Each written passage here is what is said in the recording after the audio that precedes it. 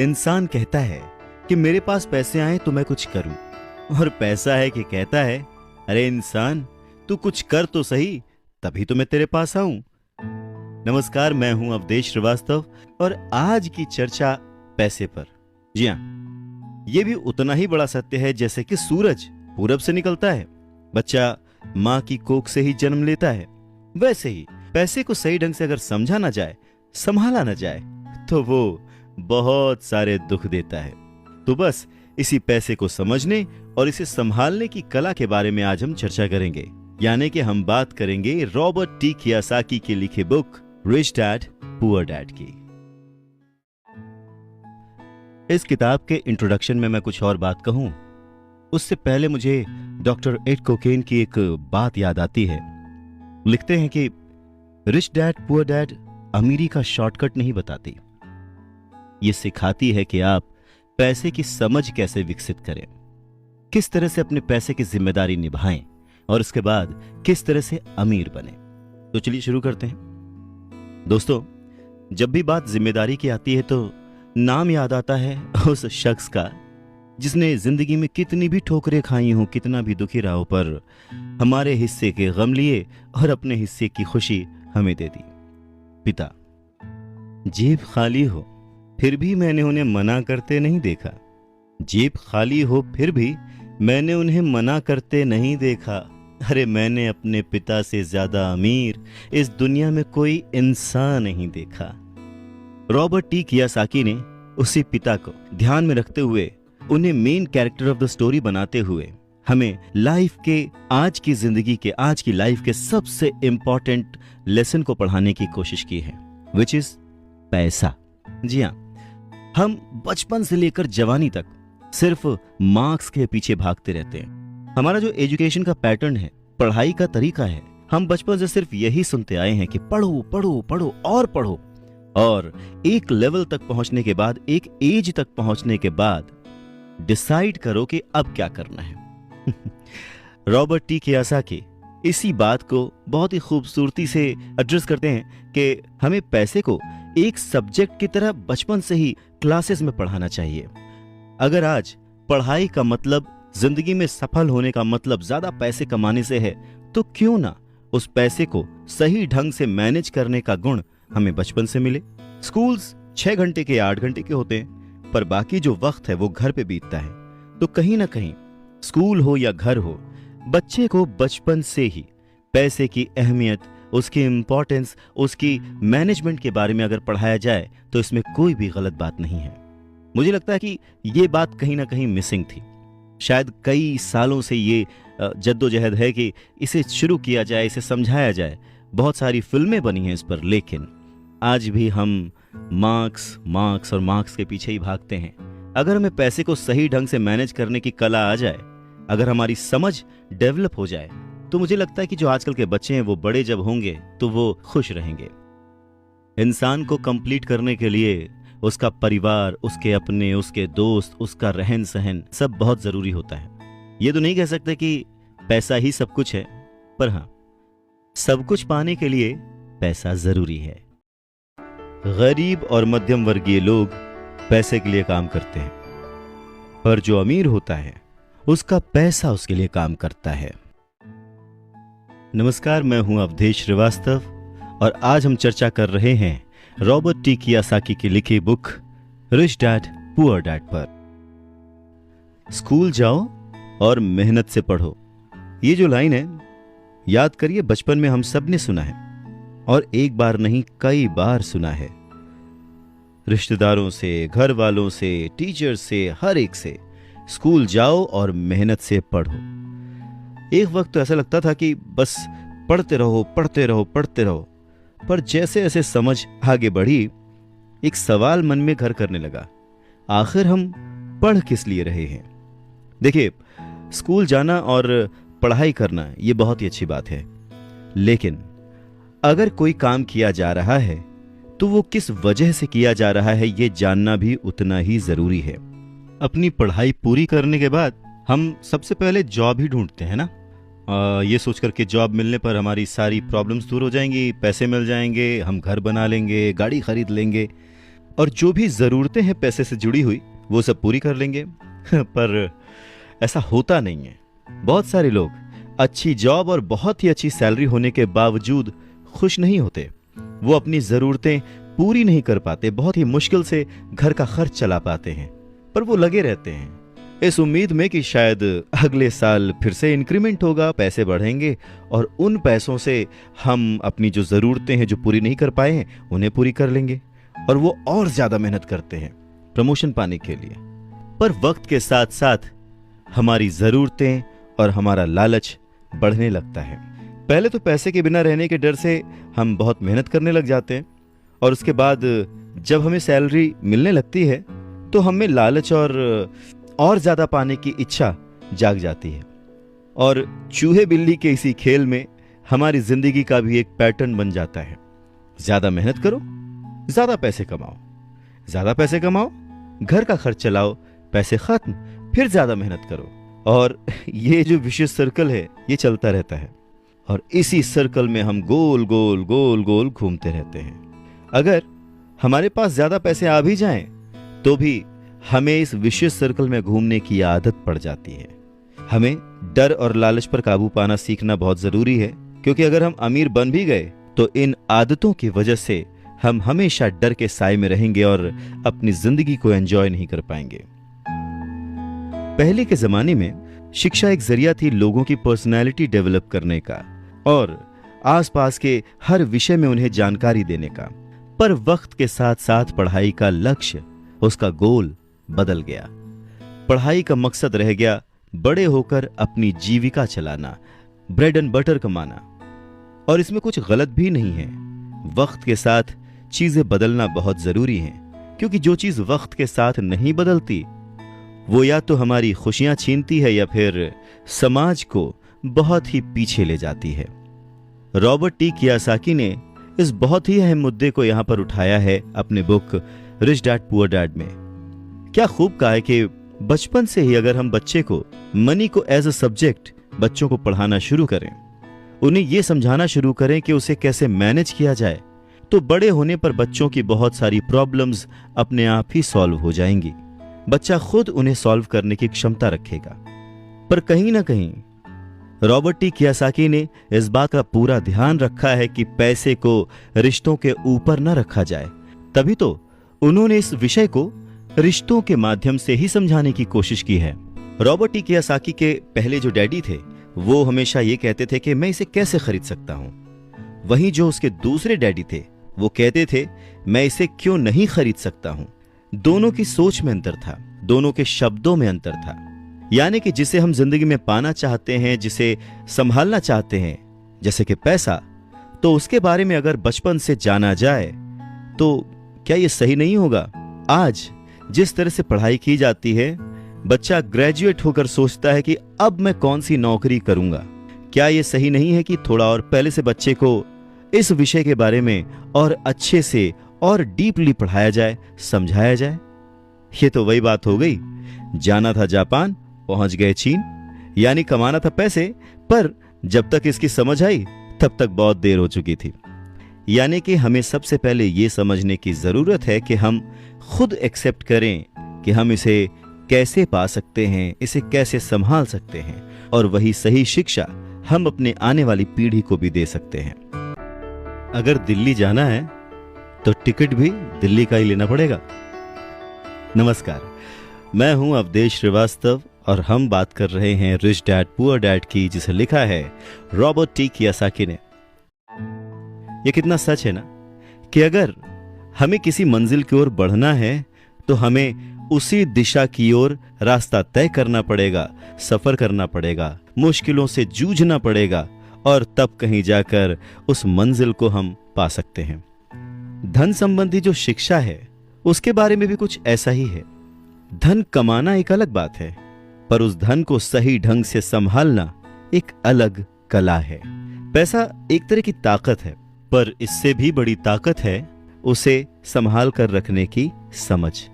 पैसा तो आता और जाता रहता है, पर अगर आप ये जानते हैं कि पैसा किस तरह से काम करता है तो आप ज्यादा ताकतवर हो जाते हैं और आप दौलत कमाना शुरू भी कर देते हैं। देखिए, केवल सकारात्मक सोच से ही समस्या हल नहीं होती है। हाँ, ये जरूर है कि सकारात्मक सोच आपको उस दिशा की ओर बढ़ने की हिम्मत देती है। देखिए ना, ज्यादातर लोग स्कूल में पढ़ते हैं और वहां पर वो कभी ये नहीं सीख पाते कि पैसा काम किस तरह से करता है। इसीलिए वो पैसे के लिए काम करने में अपनी पूरी जिंदगी बर्बाद कर देते हैं। रॉबर्ट टी कियासाकी कहते हैं कि उनकी ये पैसे से जुड़ी हुई शिक्षा, वित्तीय शिक्षा, जब वो केवल 9 साल के थे तभी शुरू हो गई थी। पर सबसे जरूरी बात यह थी कि उन्होंने जो पहला कदम उठाया था, ये निर्णय लिया था कि उन्हें किसकी बात सुननी है, अपने पुअर डैड की, जो कि बहुत ही पढ़े लिखे हैं पर पैसे को अहमियत नहीं देते, या फिर रिच डैड की बात, जो कि उन्हें उतना ही प्यार करते थे जितना कि उनके पुअर डैड। पर उन्होंने पैसे को कभी छोटा नहीं समझा, और क्योंकि रॉबर्ट टी कियासाकी सिर्फ 9 साल के थे तो उनके रिच डैड ने बहुत ही आसान शब्दों में उन्हें वो लेसन्स पढ़ाए, पैसों के बारे में वो लेसन्स सिखाए। जी हां, हम किससे सीख रहे हैं, किसकी बात मान रहे हैं और किसे अपना मार्गदर्शक चुन रहे हैं, ये बहुत जरूरी है। क्योंकि जो हमें गाइड कर रहा है, अगर उसका नजरिया ही अलग है तो वो आपको सही मंजिल की ओर नहीं पहुंचा पाएगा। रॉबर्ट टी कियासाकी के दोनों ही डैड्स, रिच डैड और पुअर डैड, उन्हें उतना ही प्यार करते थे, पर सिर्फ नजरिए की वजह से रॉबर्ट टी कियासाकी ने अपने रिच डैड की बात सुनना प्रेफर किया। रॉबर्ट टी कियासाकी कहते हैं कि जब तक उनके रिच डैड रहे, उन्होंने पूरे लाइफ में सिर्फ 6 ही लेसन उन्हें सिखाए, और ये 6 लेसन उन्होंने अपनी book rich dad poor dad में लिखी है, जो कि एक बच्चा भी समझ सकता है। सबक नंबर 1, अमीर लोग पैसे के लिए काम नहीं करते। सबक नंबर 2, पैसे की समझ क्यों सिखाई जानी चाहिए। सबक नंबर 3, अपने काम पर ध्यान दो और अपने काम से काम रखो। सबक नंबर 4, टैक्स क्या है उसे समझो और कॉरपोरेशंस की ताकत। सबक नंबर 5, अमीर लोग पैसे को जन्म देते हैं। सबक नंबर 6, पैसे कमाने के लिए काम ना करें, सीखने के लिए काम करें। अमीर लोग पैसे के लिए काम नहीं करते। नमस्कार, मैं हूं अवधेश श्रीवास्तव और हम चर्चा कर रहे हैं रिच डैड पुअर डैड की। ये समझने की कोशिश कर रहे हैं कि आखिर अमीर और अमीर कैसे होता जाता है। रॉबर्ट टी कियासाकी एक कहानी का जिक्र करते हैं।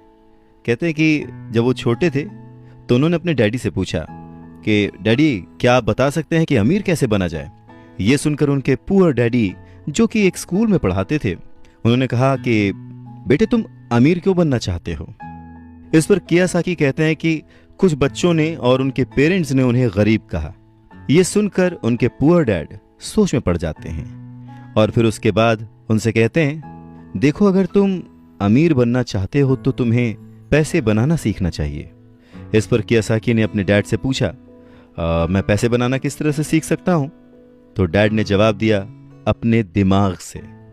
और उसके बाद वो अपना चश्मा पहनकर अपना अखबार पढ़ने लग गए, जिसका मतलब ये था कि अब इससे ज्यादा मुझसे और कोई सवाल मत पूछना, क्योंकि मुझे इसके बारे में कुछ नहीं पता। इस बात को कियासाकी पूरी रात सोचते रहे और अगली सुबह अपने सबसे अच्छे और करीबी दोस्त माइक को अपनी ये बात बताई। उन्होंने माइक से पूछा कि क्या वो ये पैसे बनाने वाले काम में उनके बिजनेस पार्टनर बनेंगे। माइक ने उनसे पूछा, ठीक है, मैं तुम्हारे साथ हूं, पर तुम पैसा कैसे कमाओगे और हमें क्या करना चाहिए।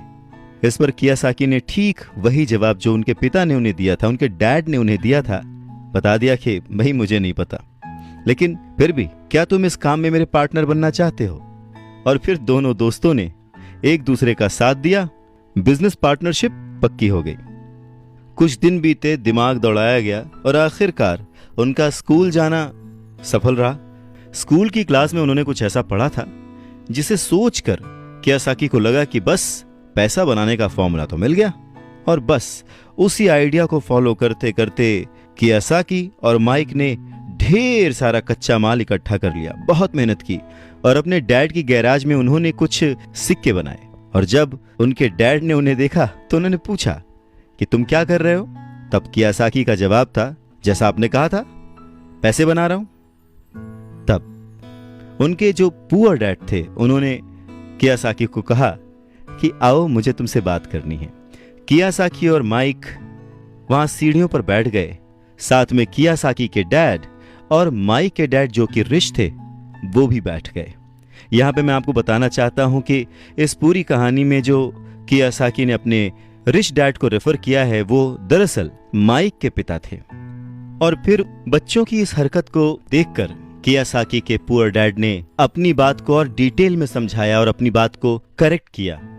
पहली बार उन्होंने बच्चों को बताया कि गैर कानूनी क्या होता है। बच्चों को लगा कि जो उन्होंने किया वो सही था, पर जब उन्होंने जाना कि ये अलाउड नहीं है, सिक्के छापना अलाउड नहीं है, उसके पीछे कई तरीके होते हैं, कानूनी गैर कानूनी, ये सब बातें जब बच्चों ने समझी तो उनका मुंह उतर गया। फिर उन्होंने पूछा तो फिर हम अमीर कैसे बन सकते हैं? तब कियासाकी के डैड ने उनसे कहा कि अगर तुम्हें सच में अमीर बनना है, रिच बनना है, तो तुम मुझसे नहीं माइक के डैड से पूछो। कियासाकी ने अपने डैड से कहा पर आप क्यों नहीं बता सकते, हम गरीब क्यों हैं? कियासाकी के पुअर डैड ने कहा क्योंकि मैं एक टीचर हूं और मैंने पैसे कमाने की राह नहीं चुनी है। पैसे कमाने के लिए तुम्हें माइक के डैड से ही पूछना पड़ेगा। क्या खूबसूरत बात समझाई है कियासाकी ने कि अगर हमें कोई पर्टिकुलर गोल अचीव करना है, कोई लक्ष्य प्राप्त करना है, तो हमें रास्ता भी सही चुनना होगा, मार्गदर्शक भी सही चुनना होगा। कहते हैं कि सफल होने के लिए मेहनत करना बहुत जरूरी है। मेहनत तो एक मजदूर भी करता है, पर सफलता पाने के लिए, सक्सेस पाने के लिए सही दिशा में सही स्ट्रैटेजी के साथ मेहनत करने से ही सक्सेस हासिल होती है।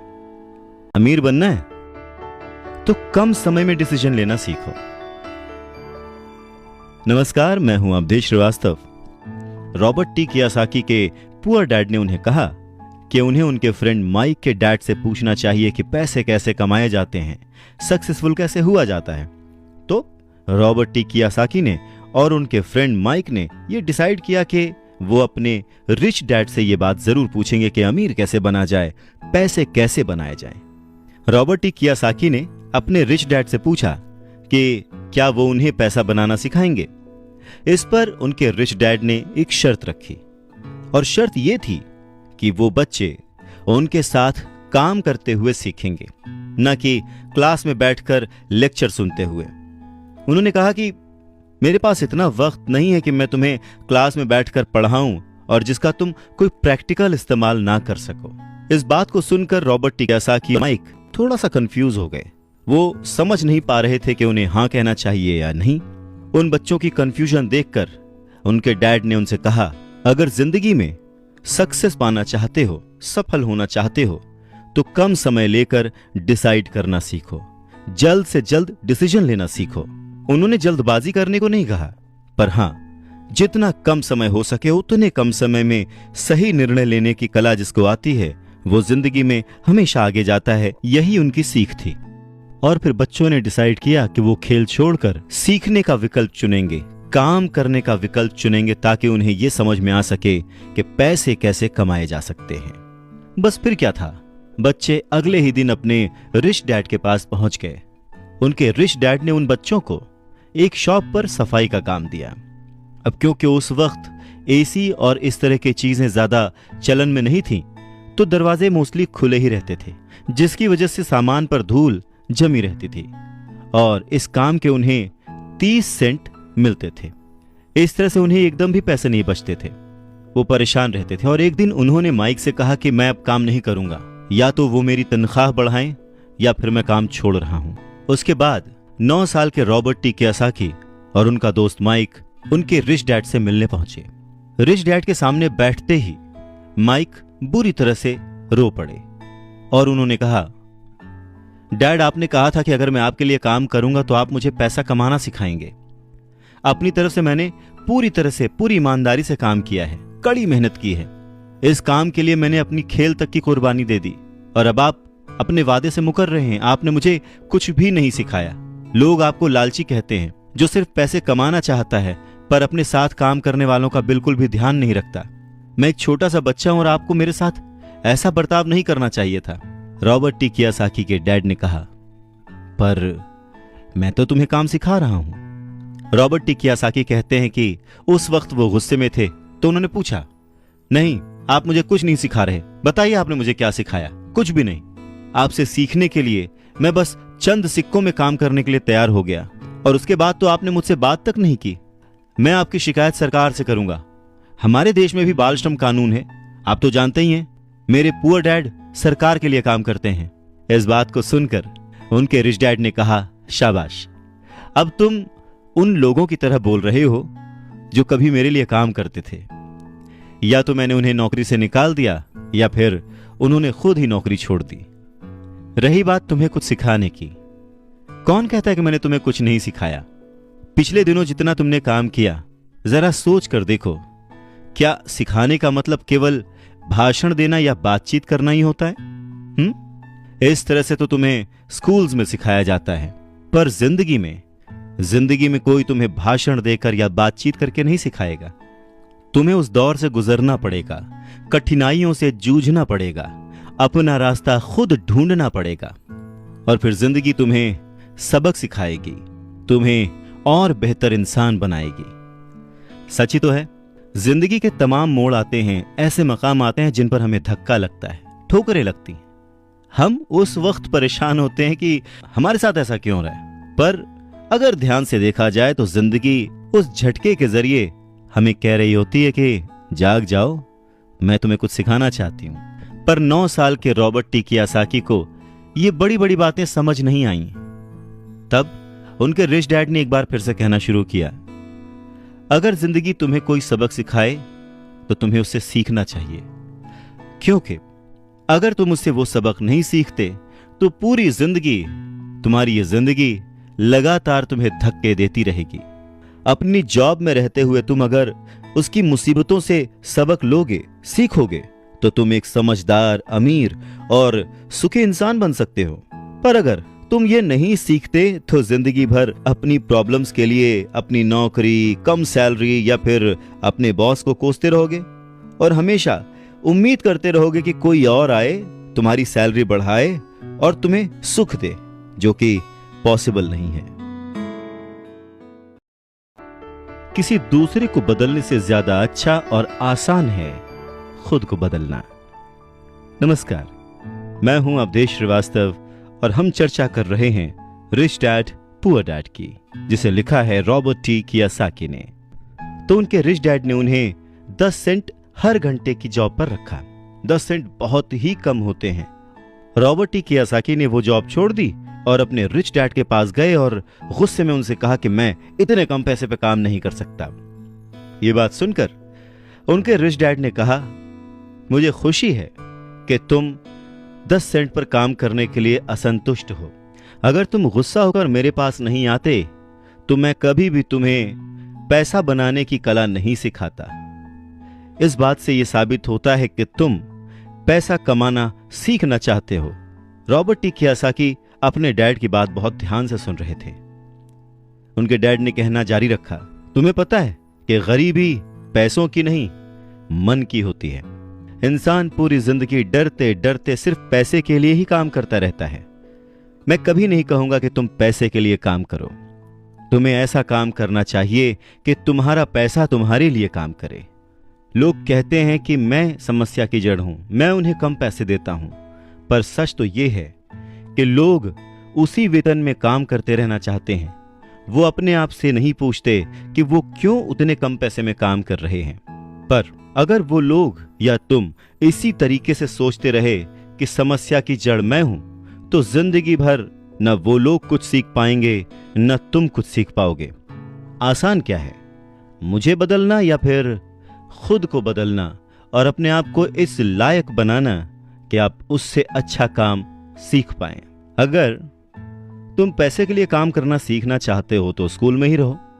यह सीखने के लिए उससे बढ़िया जगह कोई और है नहीं। परंतु अगर तुम ये सीखना चाहते हो कि पैसा तुम्हारे लिए किस तरह से काम करे, तो मैं तुम्हारा रिच डैड तुम्हें यह सिखा सकता हूं।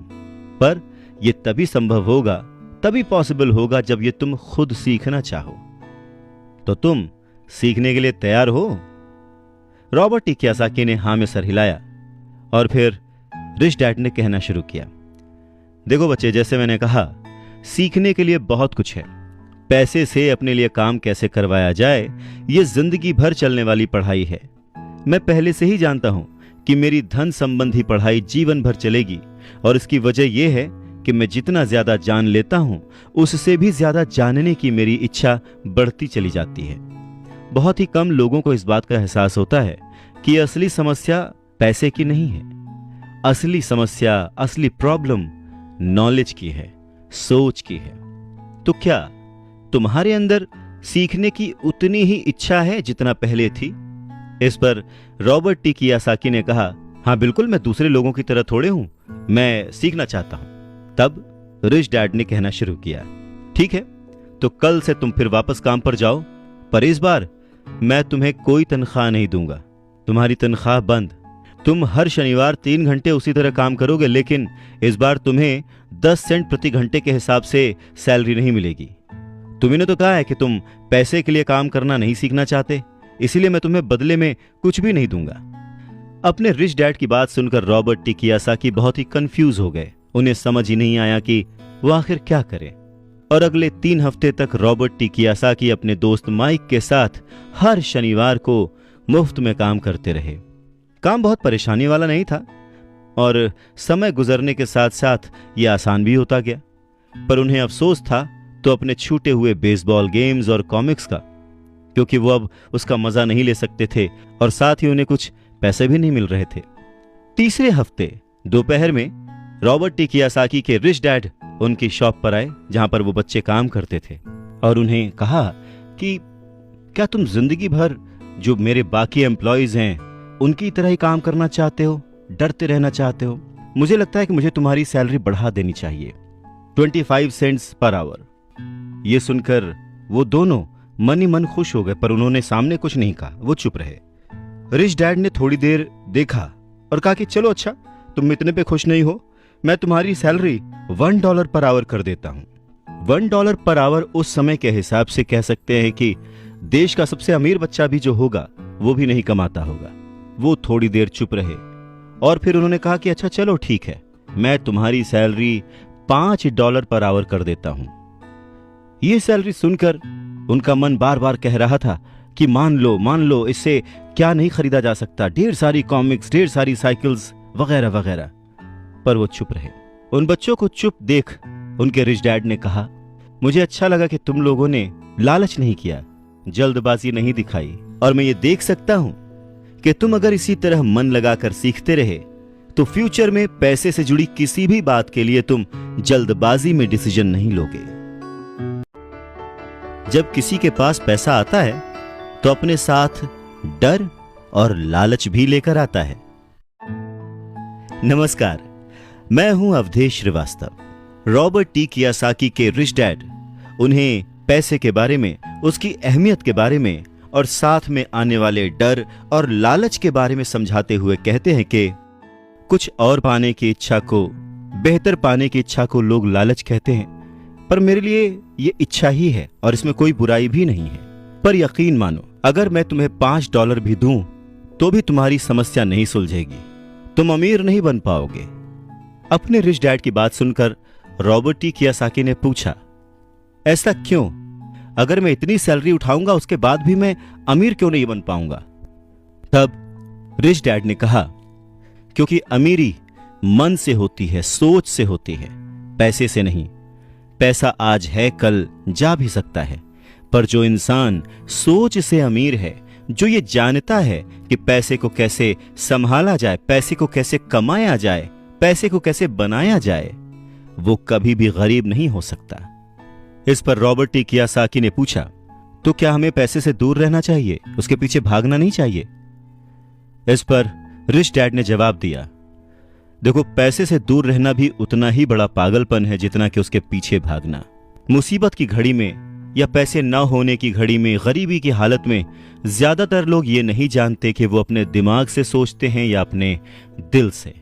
आपकी भावनाएं तो आपकी ही रहेंगी, पर मुसीबत के वक्त दिल से नहीं, दिमाग से सोचना भी आना चाहिए। अक्सर लोग जब नौकरियां छोड़ते हैं, अक्सर लोग जब अपने बॉस की बुराई करते हैं, अक्सर लोग जब अपनी मुसीबतों के पहाड़ की बात करते हैं, तो वो अपने दिल से सोच रहे होते हैं, क्योंकि जो दिमाग से सोचता है वो हमेशा अपनी तरक्की के बारे में सोचता है। वो इस डर से नहीं सोचता कि उसकी नौकरी चली जाएगी। तुम्हें दिल के हाथों मजबूर होकर, डर के हाथों मजबूर होकर पैसे का गुलाम नहीं बनना है। मैं चाहता हूं कि तुम दिमाग से सोचो और पैसे को अपना गुलाम बनाओ, ताकि वो पैसा तुम्हारे लिए काम करे। क्योंकि इस दुनिया में सच्चा अमीर वही है जो पैसे के पीछे ना भागे, जो खुद पैसे के लिए काम ना करे, बल्कि उसका पैसा उसके लिए 24 घंटे काम करता रहे। 1 रुपया मांगता था, 2 रुपए थमा देते थे। 1 रुपया मांगता था, 2 रुपए थमा देते थे। कुछ इस तरह से पापा मुझे अमीर बना दिया करते थे। नमस्कार, मैं हूं अवधेश श्रीवास्तव। कहते हैं कि सोच अगर सही दिशा में हो तो मंजिल बड़ी आसानी से मिल जाती है। इंसान की जरूरतों को पूरा करने के लिए पैसे की आज कितनी जरूरत है, ये बात हम में से किसी से भी छिपी हुई नहीं है। हम सब दिन रात मेहनत करते हैं, सोचते हैं कि हम अमीर बन जाएं, पर क्या वो सोच हमारे अंदर है? हम छोटे थे तो 1 रुपए 2 रुपए में भी खुश हो जाते थे, पर आज ना जाने कितने पैसे कमाने के बाद भी हम खुश नहीं हो पाते। गरीबी ही महसूस होती है, हमेशा कमी लगी रहती है। तो कारण क्या है? फर्क क्या है? फर्क सिर्फ सोच का है, जिसके बारे में रॉबर्ट टी कियोसाकी कहते हैं कि अमीर लोगों के पास ज्यादा पैसा इसलिए होता है क्योंकि वो प्रिंसिपल पर यकीन करते हैं। वहीं दूसरी तरफ गरीब लोग प्रिंसिपल को ठीक से समझ नहीं पाते। इसीलिए इस बात पर जोर दिया जाता है कि केवल लिटरेट होना काफी नहीं है, फाइनेंशियली लिटरेट होना जरूरी है। सिर्फ नंबर से कुछ नहीं होता, मार्क्स से कुछ नहीं होता। फर्क तो तब पड़ता है जब आप अपनी सक्सेस स्टोरी खुद लिखें। अधिकतर फैमिलीज में देखा गया है कि जो मेहनती होता है उसके पास पैसा भी ज्यादा होता है, मगर उसका फायदा क्या जब सारा पैसा लायबिलिटीज में खर्च हो जाए? वैसे ये बहुत ही इंटरेस्टिंग एक्सरसाइज है, करके देखनी चाहिए। लायबिलिटीज वर्सेस एसेट्स, ये चार्ट बनाकर जब आप देखेंगे तो पाएंगे कि आपका खर्च करने का पैटर्न कैसा है, तरीका सही है या गलत। और तब आप ये भी नोटिस कर पाएंगे कि आपका ज्यादा खर्च किस तरफ हो रहा है, लायबिलिटीज की तरफ या एसेट्स की तरफ, और आपको अपने खर्च पर कितना कंट्रोल करने की जरूरत है। तो इस पूरी बात को अगर आसान शब्दों में समझा जाए तो वो ये कि अपना पैसा कैसे खर्चें, बस यही मुद्दे की बात है और कुछ नहीं। अच्छा, एक और जरूरी बात है। पुराने समय में अगर देखा जाए तो लोगों के गोल होते थे, हम डॉक्टर बनेंगे, लॉयर बनेंगे, ये सारे प्रोफेशंस हैं, पर इनका अमीरी से कोई कनेक्शन नहीं है। पर सोच यही थी कि हम डॉक्टर बनेंगे तो बहुत पैसा कमाएंगे, लॉयर बनेंगे तो बहुत पैसा कमाएंगे, बैरिस्टर बनेंगे तो बहुत पैसा कमाएंगे। इस सोच की जड़ ही गलत है। पुराने जमाने के कई लोग आज डॉक्टर, इंजीनियर या जो कुछ भी वो बनना चाहते थे बन चुके हैं, पर आज भी वो पैसे के लिए स्ट्रगल कर रहे हैं। क्यों? क्योंकि वो उनकी नींव ही अलग थी। आज दौर बदल चुका है। बच्चे एथलीट बनना चाहते हैं, स्पोर्ट्स पर्सन बनना चाहते हैं, स्टार बनना चाहते हैं, क्योंकि उन्हें पता है कि सिर्फ अच्छी पढ़ाई और अच्छे ग्रेड्स के भरोसे बैठकर वो अपने करियर में सक्सेस नहीं पा सकते। आज वक्त बदल चुका है। आज के ज़माने में सभी वर्किंग हैं, हस्बैंड वाइफ वर्किंग हैं, दोनों कमाते हैं और सोचते हैं कि हम दोनों मिलकर ज़्यादा पैसे कमाएंगे और हम ज़्यादा अमीर हो जाएंगे। और सबका ध्यान सिर्फ अपने अपने करियर पर ही होता है। कमाई बढ़ने लगती है, पर जाहिर है कि उसी के साथ साथ खर्चे भी बढ़ने लगते हैं। कहने का मतलब ये कि बिना फाइनेंशियली लिटरेट हुए आप कितने भी पैसे कमा लें, वो खर्च हो जाएंगे, वो आपकी लायबिलिटीज में चले जाएंगे, और ये एक ऐसा चक्कर है जो फिर चलता ही रहता है। और उसके बाद सभी ये सोचते हैं कि इस मुसीबत से बाहर कैसे निकला जाए। दरअसल लोगों को लगता है कि ज्यादा पैसे कमाने से आदमी अमीर हो जाता है, पर रॉबर्ट टी कियोसाकी कहते हैं कि अमीरी एक सोच है। अमीरी अपने पैसे को सही जगह खर्च करने की समझ है। अमीरी पैसे के पीछे ना भागने की सोच है। अमीरी रिटायरमेंट लेते समय ना डरने की सोच है। अमीरी तब है जब आपका पैसा आपके लिए काम करे। तो आप जब भी खर्च करें, हमेशा ये ध्यान रखें कि पैसा आपको अमीर नहीं बनाता। उसे सही जगह पे इन्वेस्ट करना, उसे सही से संभाल कर रखना, या कई बार उसे गलत जगह पर खर्च ना करना भी आपको अमीर ही बनाता है। कहने का मतलब ये कि अमीरी क्या है? अमीरी वो नहीं कि आप कितना पैसा कमा पाते हैं, अमीरी तो वो है कि आप कितना पैसा बचा पाते हैं। आप ठहर जाएंगे तो चलेगा, आपकी सोच नहीं ठहरनी चाहिए, क्योंकि अगर सोच ठहर गई तो जिंदगी बिना किसी सोच के गुजर जाएगी। नमस्कार, मैं हूं अवधेश श्रीवास्तव और आपसे बातें कर रहा हूं रिच डैड पुअर डैड की, जिसे लिखा है रॉबर्ट टी कियोसाकी ने। बात सन 1947 की है। दुनिया की सबसे बड़ी फूड चेन मैकडॉनल्ड के फाउंडर रे क्रॉक ने एक MBA क्लास में स्पीच दी। बहुत ही शानदार स्पीच, लोगों ने बहुत तालियां बजाईं, खुश हुए। स्पीच के बाद MBA के स्टूडेंट्स ने उनके साथ वक्त बिताना चाहा, उनसे रिक्वेस्ट की कि सर थोड़ा टाइम हमारे लिए स्पेयर कर लें। बातों बातों में रे क्रॉक ने अचानक एक सवाल किया, क्या आप लोग जानते हैं कि मैं किस बिजनेस में हूं? अब क्योंकि वो मैकडी को रिप्रेजेंट कर रहे थे तो सभी जानते थे कि भाई आप हैमबर्गर बेचते हैं, फूड बिजनेस में हैं। तो बच्चों ने वही जवाब दिया। इस बात पर रे हंसने लगे। उनका असली बिजनेस तो रियल एस्टेट का है, क्योंकि मैकडी के लिए हर लोकेशन का चुनाव बहुत ही सोच समझकर और रेकी करके किया जाता है। जहां उनकी फ्रेंचाइजी बनाई जाती है वो जमीन भी साथ ही बेची जाती थी। तो इसका सीधा मतलब यह था कि फ्रेंचाइजी खरीदने वाले उस वक्त वो जमीन भी खरीदते थे। तो इस तरह से ये एक रियल एस्टेट बिजनेस भी हो गया। और ठीक यही सबक रॉबर्ट टी कियोसाकी के रिच डैड ने उन्हें सिखाया कि अक्सर लोग खुद के लिए छोड़कर बाकी सब के लिए काम करते हैं। वो टैक्स पे करके गवर्नमेंट के लिए काम करते हैं, उस कंपनी के लिए काम करते हैं जहां वो नौकरी करते हैं, बैंक का मॉर्गेज देकर उसके लिए काम करते हैं। और ये सब इसलिए क्योंकि हमारा एजुकेशन सिस्टम ही ऐसा है। स्कूल हमें एम्प्लॉय बनना सिखाता है, एम्प्लॉयर नहीं। जो आप पढ़ते हैं बस वही आप बनते हैं, इसलिए हमेशा सही पढ़ें। अगर आपने साइंस पढ़ी तो डॉक्टर बनेंगे, मैथमेटिक्स पढ़ी तो इंजीनियर बनेंगे, मतलब आपने जो पढ़ा वही आप बने। अब मुसीबत यह है कि इससे छात्रों का कोई भला नहीं हो पाता, क्योंकि वो नौकरी और बिजनेस के बीच के फर्क में उलझ कर रह जाते हैं। जब कोई पूछता है कि आपका बिजनेस क्या है, तो आपको यह नहीं बोलना चाहिए कि मैं तो एक डॉक्टर हूं या एक बैंकर हूं, क्योंकि वो आपका प्रोफेशन है, बिजनेस नहीं। वो प्रोफेशन है जिससे आप लोगों की सेवा करते हैं, वो प्रोफेशन है जिससे आप अपना घर चलाते हैं। अमीर बनने के लिए प्रोफेशन नहीं, बिजनेस की जरूरत है। कहने का मतलब है कि आप जो कुछ भी करते हैं उसे अपना बिजनेस बनाइए, नौकरी नहीं। अपनी सारी उम्र दूसरों के लिए काम करके उन्हें अमीर करने में बर्बाद ना करें, बल्कि खुद की जिंदगी को खुशहाल करने के लिए खुद काम करें। बहुत से लोगों को इस बात का एहसास बहुत देर में होता है कि जो उनका हाउस लोन है उनकी जान ले रहा है, और फिर उन्हें लगता है कि जिसे वो एसेट मानते थे वो दरअसल उनकी लायबिलिटी बन गया। जैसे उन्होंने कार ली तो उससे जुड़े तमाम खर्चे उनकी लायबिलिटीज बन गए। उन्हें पूरा करने के लिए नौकरी जरूरी है, और अगर कभी वो सेफ जॉब उनके हाथों से निकल गई तो फिर उनकी मुसीबतें शुरू। इसीलिए हमें अपने सेविंग्स पर, अपनी बचत पर, अपने एसेट्स पर इतना ज्यादा ध्यान देना चाहिए।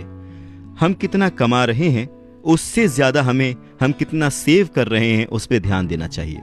और फाइनेंशियली सिक्योर होने का यही एक सिंपल तरीका है।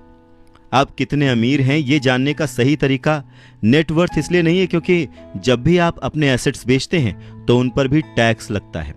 आपको उतना पैसा नहीं मिलता जितना कि आप सोचते हैं। तो आपकी बैलेंस शीट के हिसाब से आपको जितना भी पैसा मिलेगा उस पर भी आपको टैक्स देना पड़ेगा।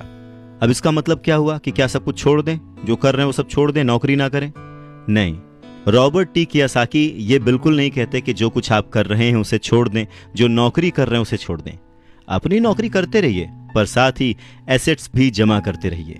और एसेट्स से उनका मतलब है सही और असली मायने में एसेट्स।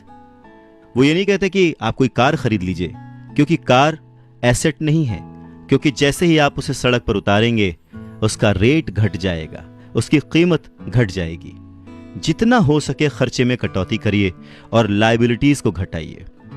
तो बड़ा सवाल यह आता है कि किस तरह के एसेट्स खरीदे जाने चाहिए।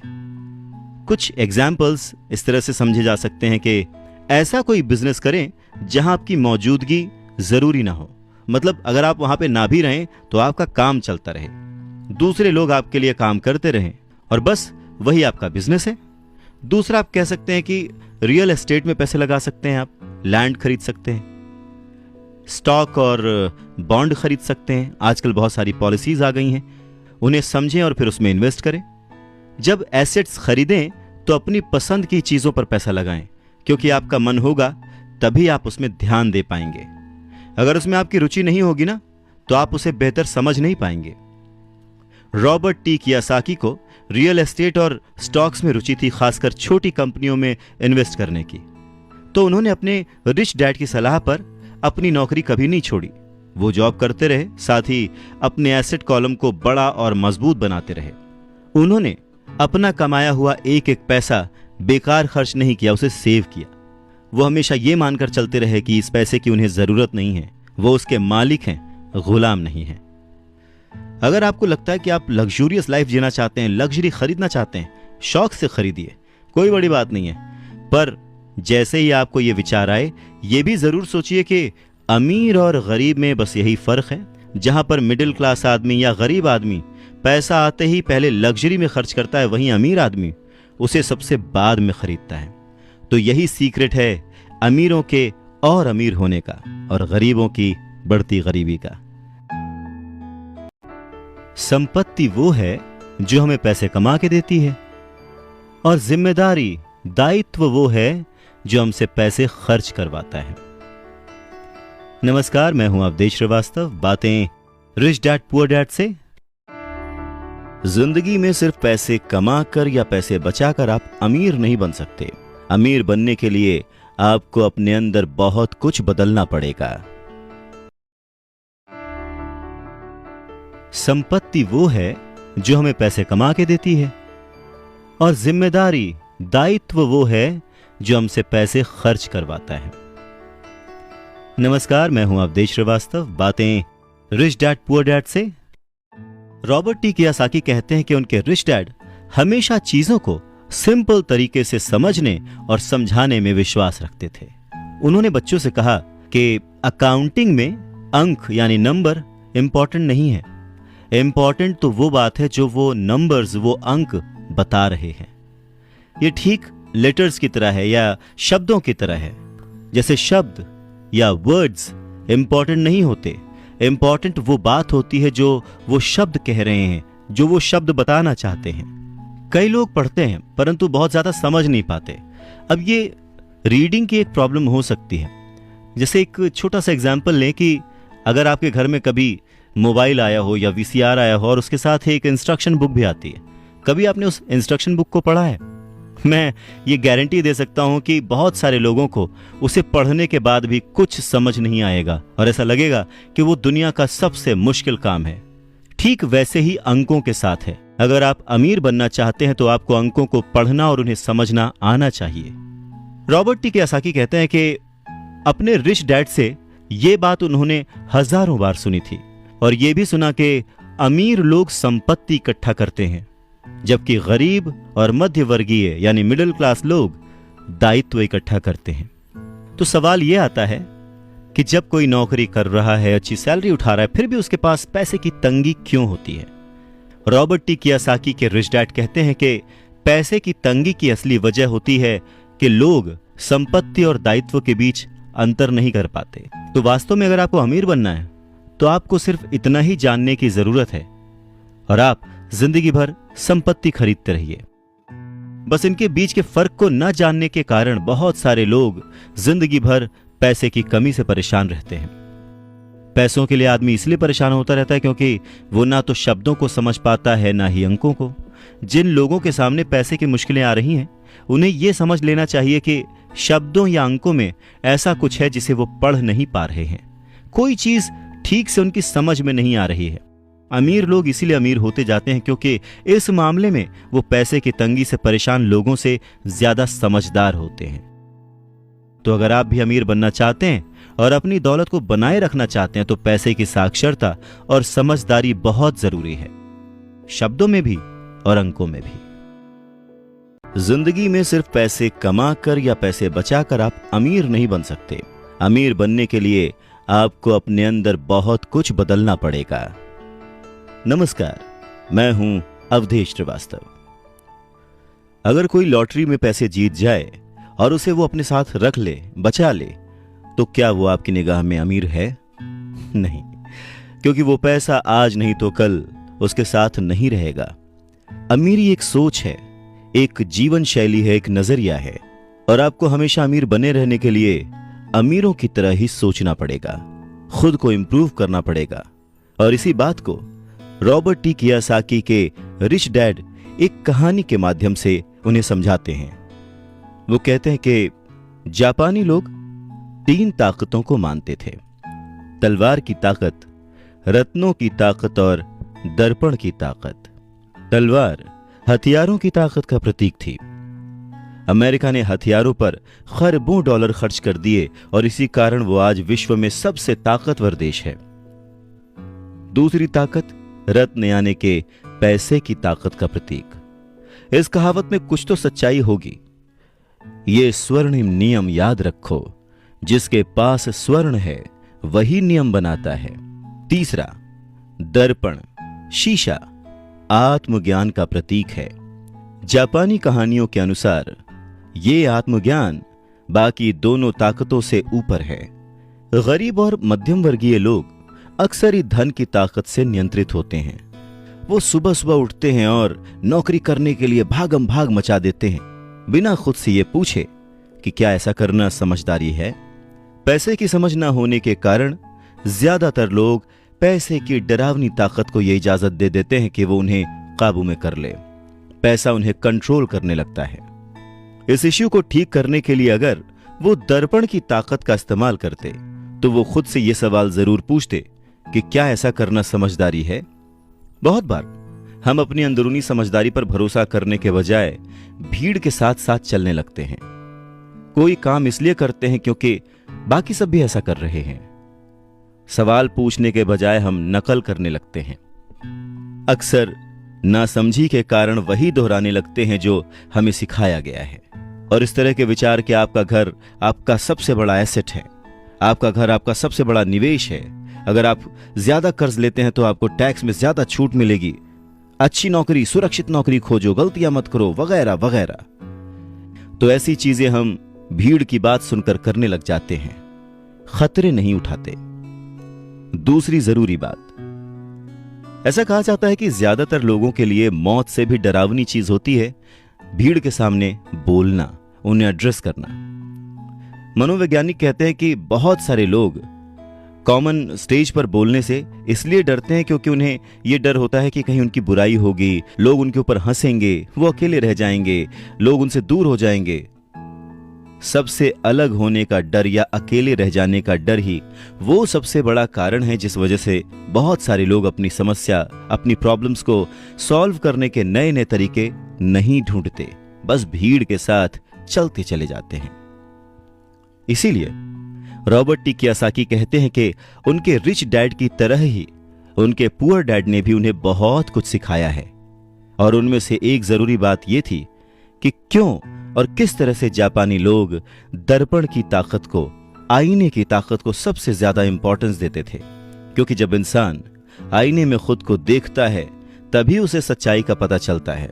और ज्यादातर लोग खतरा मत उठाओ इसलिए कहते हैं क्योंकि वो खुद से डरे हुए होते हैं। ये किसी भी चीज के बारे में कहा जा सकता है, जैसे खेल में, रिलेशनशिप्स में, करियर में, पैसों में, वगैरह वगैरह। और सबसे इंपॉर्टेंट बात यह कि आईने में देखकर आप खुद से झूठ बोल सकते हैं क्या? रॉबर्ट टी कियोसाकी इस बात का जिक्र यहां इसलिए करते हैं क्योंकि भीड़ के साथ चलने में और पड़ोसियों की नकल करने में, उनके ऐशो आराम की नकल करने में बहुत सारी दिक्कतें आती हैं। पैसों की समस्या पैदा हो जाती है। वो उनका तरीका है, वो उसे अफोर्ड कर सकते हैं, पर जब हम देखा देखी बिना सोचे समझे नकल करना शुरू कर देते हैं तो हम समस्याओं से घिर जाते हैं। और तब हमें जरूरत होती है आईने की, जो हमें यह बताए हमें क्या करना चाहिए। क्योंकि बेसिक रूल तो वही है, आप पैसे के गुलाम नहीं हैं। ऐसे काम करिए, ऐसे सोचिए, ऐसे बनिए कि पैसा आपका गुलाम हो, वो आपके लिए काम करे। जब भी बाजी लगाइए दिल और दिमाग की, ये जरूर सोचिए कि बात पैसों की है या फिर रिश्तों की। नमस्कार, मैं हूं अवधेश श्रीवास्तव। अमीर बनने का मतलब ये नहीं होता कि आप इमोशनलेस हो जाए। अमीर बनने का ये मतलब नहीं होता कि आप अपने रिश्तों को छोड़ दें। अमीर बनने का ये मतलब नहीं होता कि 24 घंटे आप सिर्फ फायदा उठाने की बात सोचें।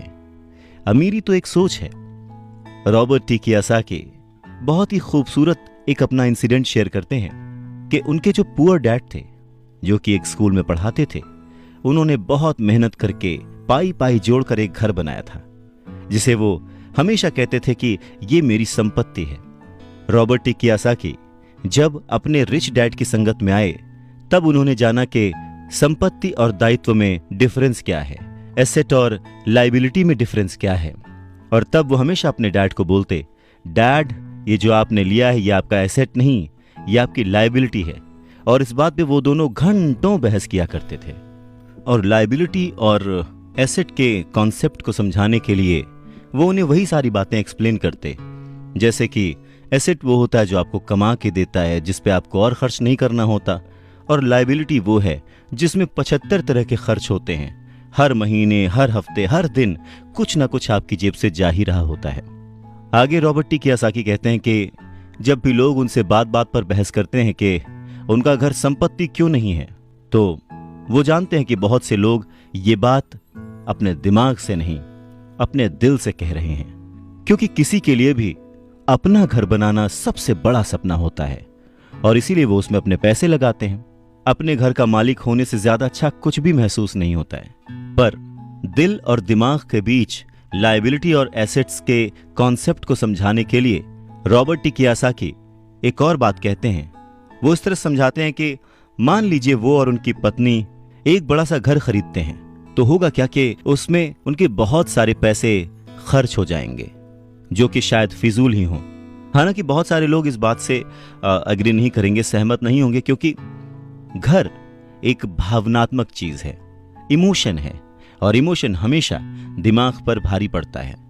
जब भी लोग दिल से सोचते हैं तो दिमाग की बातें उन्हें गलत लगती हैं। पर फिर रॉबर्ट टी कियोसाकी आगे एक्सप्लेन करते हैं कि वो सही कैसे हैं और एक घर एसेट क्यों नहीं है।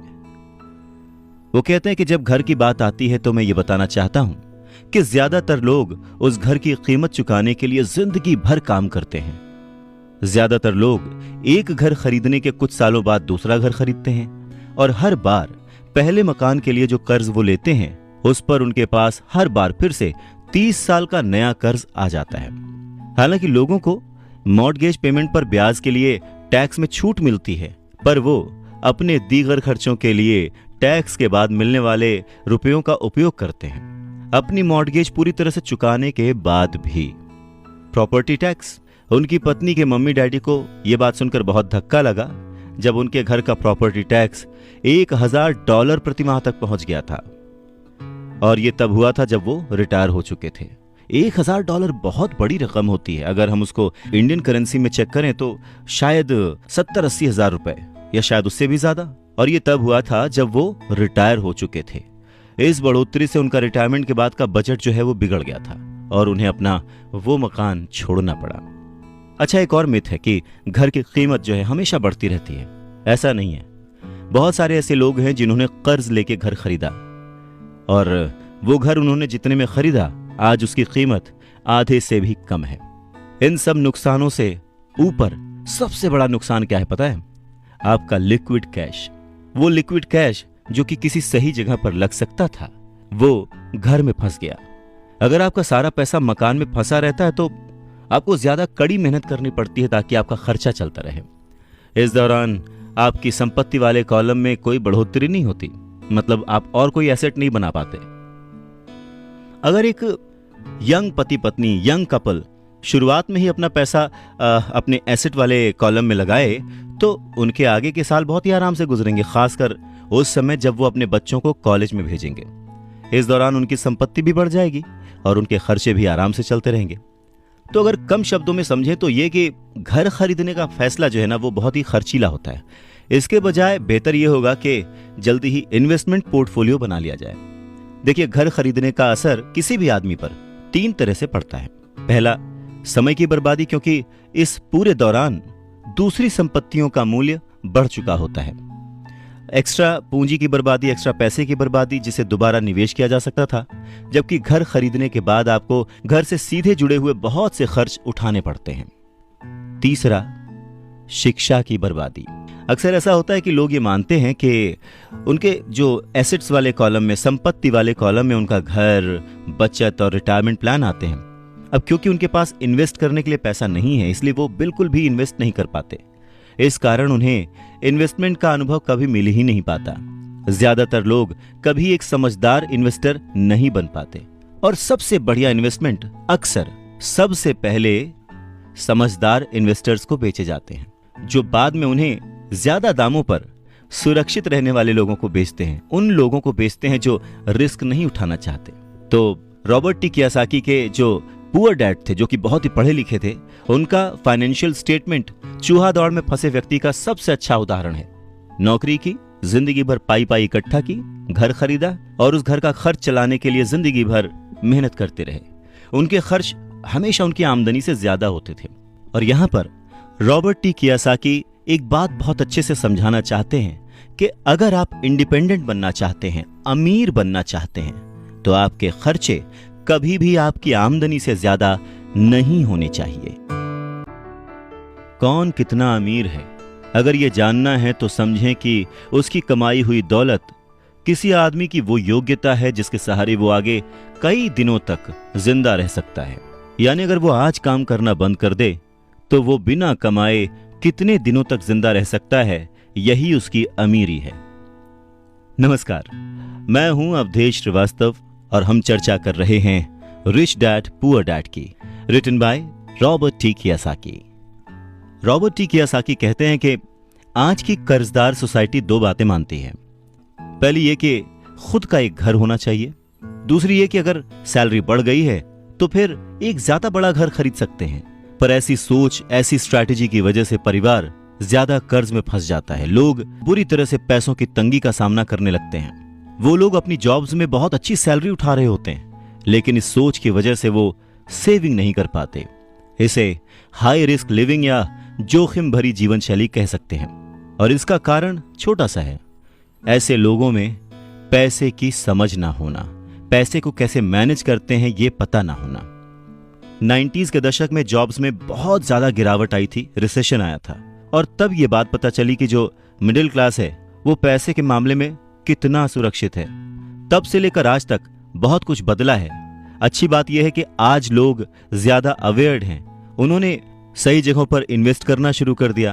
और म्यूचुअल फंड में लोगों ने ज्यादा इन्वेस्ट इसलिए किया क्योंकि उन्हें लगता है कि वो ज्यादा सुरक्षित है।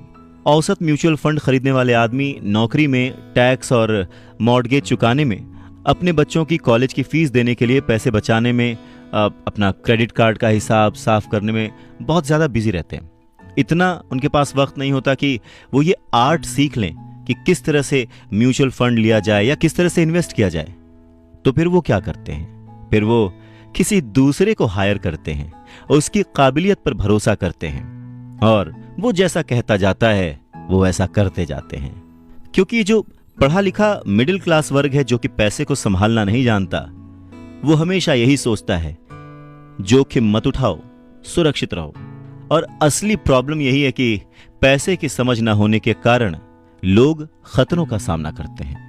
उनके सेफ रहने के पीछे की इच्छा, यानी हमें कुछ ना हो, उसके पीछे का असल कारण यह होता है कि उनके पास पैसे की तंगी होती है। उनकी जो बैलेंस शीट होती है उसमें खर्चे ज्यादा होते हैं, इनकम कम होती है। या यूं कहें कि उनकी संपत्ति वाला यानी एसेट वाला कॉलम खाली रहता है तो कोई गलत बात नहीं होगी। और जब सचमुच जिंदगी में वो once in a lifetime वाला मौका आता है ना, तो ये लोग उस मौके का फायदा नहीं उठा पाते क्योंकि इनके पास पैसे ही नहीं होते इन्वेस्ट करने के लिए। अगर पैसे की समझ आपको है तो आप थोड़ा थोड़ा निवेश करके, बूंद बूंद से सागर भर के अमीर हो सकते हैं।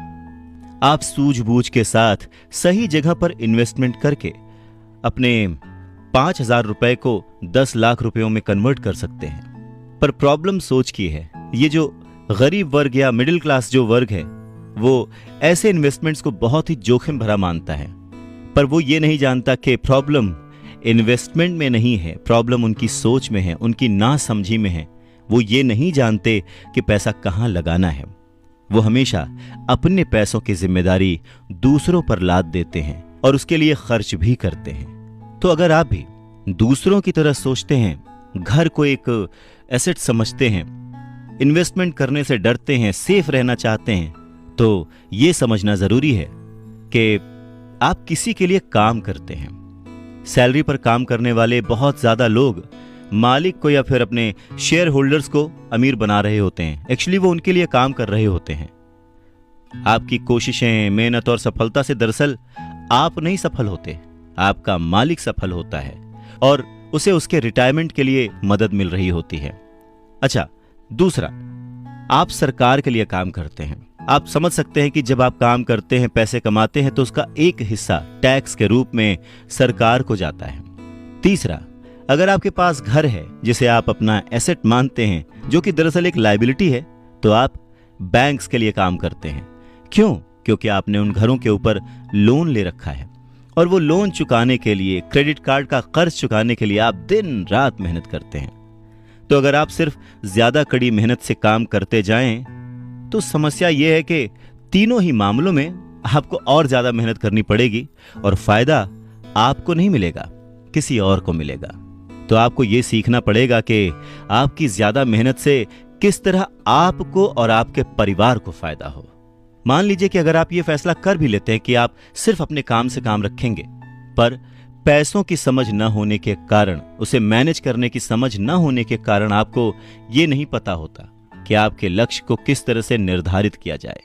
अक्सर लोग अपने प्रोफेशन को बनाए रखना चाहते हैं, अपनी सैलरी के सहारे ही अपनी संपत्ति को, अपने एसेट्स को खड़ा करना चाहते हैं, पर जब उनकी संपत्ति बढ़ती है तो वो किस तरह अपनी सफलता का आकलन करते हैं, कब कोई दूसरा आदमी ये महसूस करता है कि वो अमीर है, कि उसके पास दौलत है, और संपत्ति और दायित्व के बीच का बैलेंस कैसा है, ये सब बातें भी समझना उतना ही जरूरी है। तो फिर सवाल वही है कि अमीर कैसे बना जाए। अमीर बनने के लिए आपकी संपत्ति, आपकी सफलता, आपके आसपास का माहौल, आपकी दौलत, इन सब के बारे में आपको सोचना पड़ेगा। एसेट्स और लायबिलिटीज के बारे में सोचना पड़ेगा।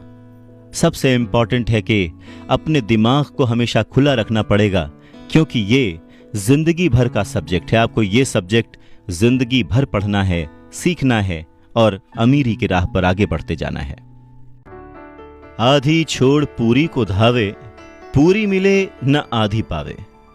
नमस्कार, मैं हूं अवधेश श्रीवास्तव और हम चर्चा कर रहे हैं रिच डैड पुअर डैड की। मुश्किल के दौर में, गरीबी के दौर में अपने आप को कैसे संभाला जाए, अपने आप को कैसे गरीबी से उबारा जाए, इस बात को समझाने के लिए रॉबर्ट टी कियोसाकी बहुत ही अच्छा एग्जाम्पल देते हैं। वो कहते हैं कि एक दिन कर्ज लेने के लिए, क्योंकि उनकी माली हालत खराब हो गई थी, तो उन्होंने अपने नए गोल्फ क्लब, आर्ट कलेक्शन, किताबें, स्टीरियो, टेलीविजन, उनके महंगे कपड़े, घड़ियां, जूते और बहुत सारे ऐसी चीजें लोन वाले पेपर में जो संपत्ति वाला कॉलम होता है उसमें लिख दिया, एसेट्स में लिख दिया और भेज दिया। उन्हें लगा कि मेरे पास इतनी चीजें हैं तो लोन अप्रूव हो जाएगा, पर उनका लोन का जो पेपर था, एप्लीकेशन पेपर, वो रिजेक्ट कर दिया गया। क्यों? क्योंकि उनका बहुत सारा इन्वेस्टमेंट फिजूल था। लोन कमेटी को वो बात एकदम भी समझ नहीं आई। वो ये जानना चाहते थे कि उनके पास एक नॉर्मल सी नौकरी क्यों नहीं है जिसमें वेतन मिलता है। उन्होंने उनके महंगे कपड़े और महंगे जो खेल का सामान था उनके बारे में कोई सवाल नहीं किया। जिंदगी में कई बार ऐसी कठिनाइयां आती हैं जब आप स्टैंडर्ड प्रोफाइल में फिट नहीं होते हैं। वो कहते हैं कि उन्हें बड़ा ही अचंभा होता है जब वो किसी को ये कहते हुए सुनते हैं कि उसकी नेटवर्थ करोड़ों रुपए है, लाखों रुपए है, क्योंकि नेटवर्थ के सटीक ना होने का एक खास कारण है। वो ये कि जिस पल आप अपनी संपत्तियों को, एसेट्स को बेचना शुरू करते हैं ना, उनका प्राइस, उनका रेट, उनका दाम बहुत कम हो चुका होता है। ऊपर से उन पर आपको टैक्स भी चुकाना पड़ता है और इतनी सारी चीजें आपको पैसे के संकट में डाल देती हैं, गरीबी में फंसा देती हैं। पैसा इकट्ठा करने के लिए वो अपनी प्रॉपर्टीज बेचते हैं, एसेट्स बेचते हैं। पहले तो वो अपनी पर्सनल प्रॉपर्टीज बेचते हैं जो कि सच कहें तो बहुत ही कम बिकती हैं, और अगर बिकती भी हैं तो उस पर टैक्स होता है। तो इस तरह से एक बार फिर से सरकार फायदे में से अपना हिस्सा ले लेती है, बैंक अपना हिस्सा ले लेता है, और जो काम कर रहा होता है वो कर्ज में डूब जाता है। तो सीख यही है कि इन सारी चीजों में फंसने के बजाय अपने काम से काम रखिए। जो कर रहे हैं वो करते चलिए, कुछ भी छोड़िए नहीं। पर हाँ, थोड़ी एक्स्ट्रा मेहनत करके, थोड़ी एक्स्ट्रा समझदारी से, फाइनेंशियल लिटरेसी से पैसों को यूज करने का, पैसों को इन्वेस्ट करने का हुनर सीखिए। थोड़ा थोड़ा करके एसेट्स बनाते जाइए। पर हाँ, ऐसी चीजों को खरीदने से बचिए जिनकी कीमत एक बार घर लाने पर कम हो जाती है, क्योंकि ये चीजें कभी भी एसेट्स नहीं हो सकती। गरीबी से बचने का एक दूसरा तरीका यह है कि अपने खर्च कम कर लें, अपनी रिस्पॉन्सिबिलिटीज को और घटा लें और मेहनत ज्यादा करना शुरू कर दें, जिससे इनकम ज्यादा हो। अब बहुत सारे लोगों को इस बात में कंफ्यूजन हो सकती है कि सही जगह निवेश करने का क्या मतलब है, सही इन्वेस्टमेंट क्या है। तो रॉबर्ट टी कियोसाकी कहते हैं कि ऐसा काम करें जिसमें आपकी मौजूदगी की जरूरत ना हो। स्टॉक्स, बॉन्ड खरीदें, म्यूचुअल फंड खरीदें, आमदनी देने वाले रियल एस्टेट में खर्च करें, अपने आप को ग्रूम करने में पैसे खर्च करें, एजुकेशन में जैसे कि म्यूजिक, लिखना, पेटेंट, स्पोर्ट्स और ऐसी हर चीज जो कीमती है, जिसे खरीदने के बाद आपको पैसे मिलते हैं, ना कि आपको उसमें पैसे लगाने पड़ते हैं, उस हर चीज में आप इन्वेस्ट कर सकते हैं। सबसे जरूरी बात, आप जहां भी इन्वेस्ट करते हैं हमेशा ध्यान रखें कि उस इन्वेस्टमेंट से आपको प्यार हो। जैसे कि रॉबर्ट टी कियोसाकी को इमारतों से और जमीन से प्यार था, तो उन्होंने बहुत सारा इन्वेस्टमेंट रियल एस्टेट में किया। जब पैसे खर्च ही नहीं करने हैं तो फिर कमाएं क्यों, और ऐसी अमीरी का क्या फायदा। नमस्कार, मैं हूं अवधेश श्रीवास्तव। यह सवाल हम सभी के मन में आ सकता है। इस बात पर रॉबर्ट टी कियोसाकी कहते हैं कि यह सिर्फ सोच का अंतर है। जो अमीर आदमी होता है वो भी ये चीजें खरीदता है, वो विलासिता की चीजें खरीदता है, लेकिन सबसे बाद में।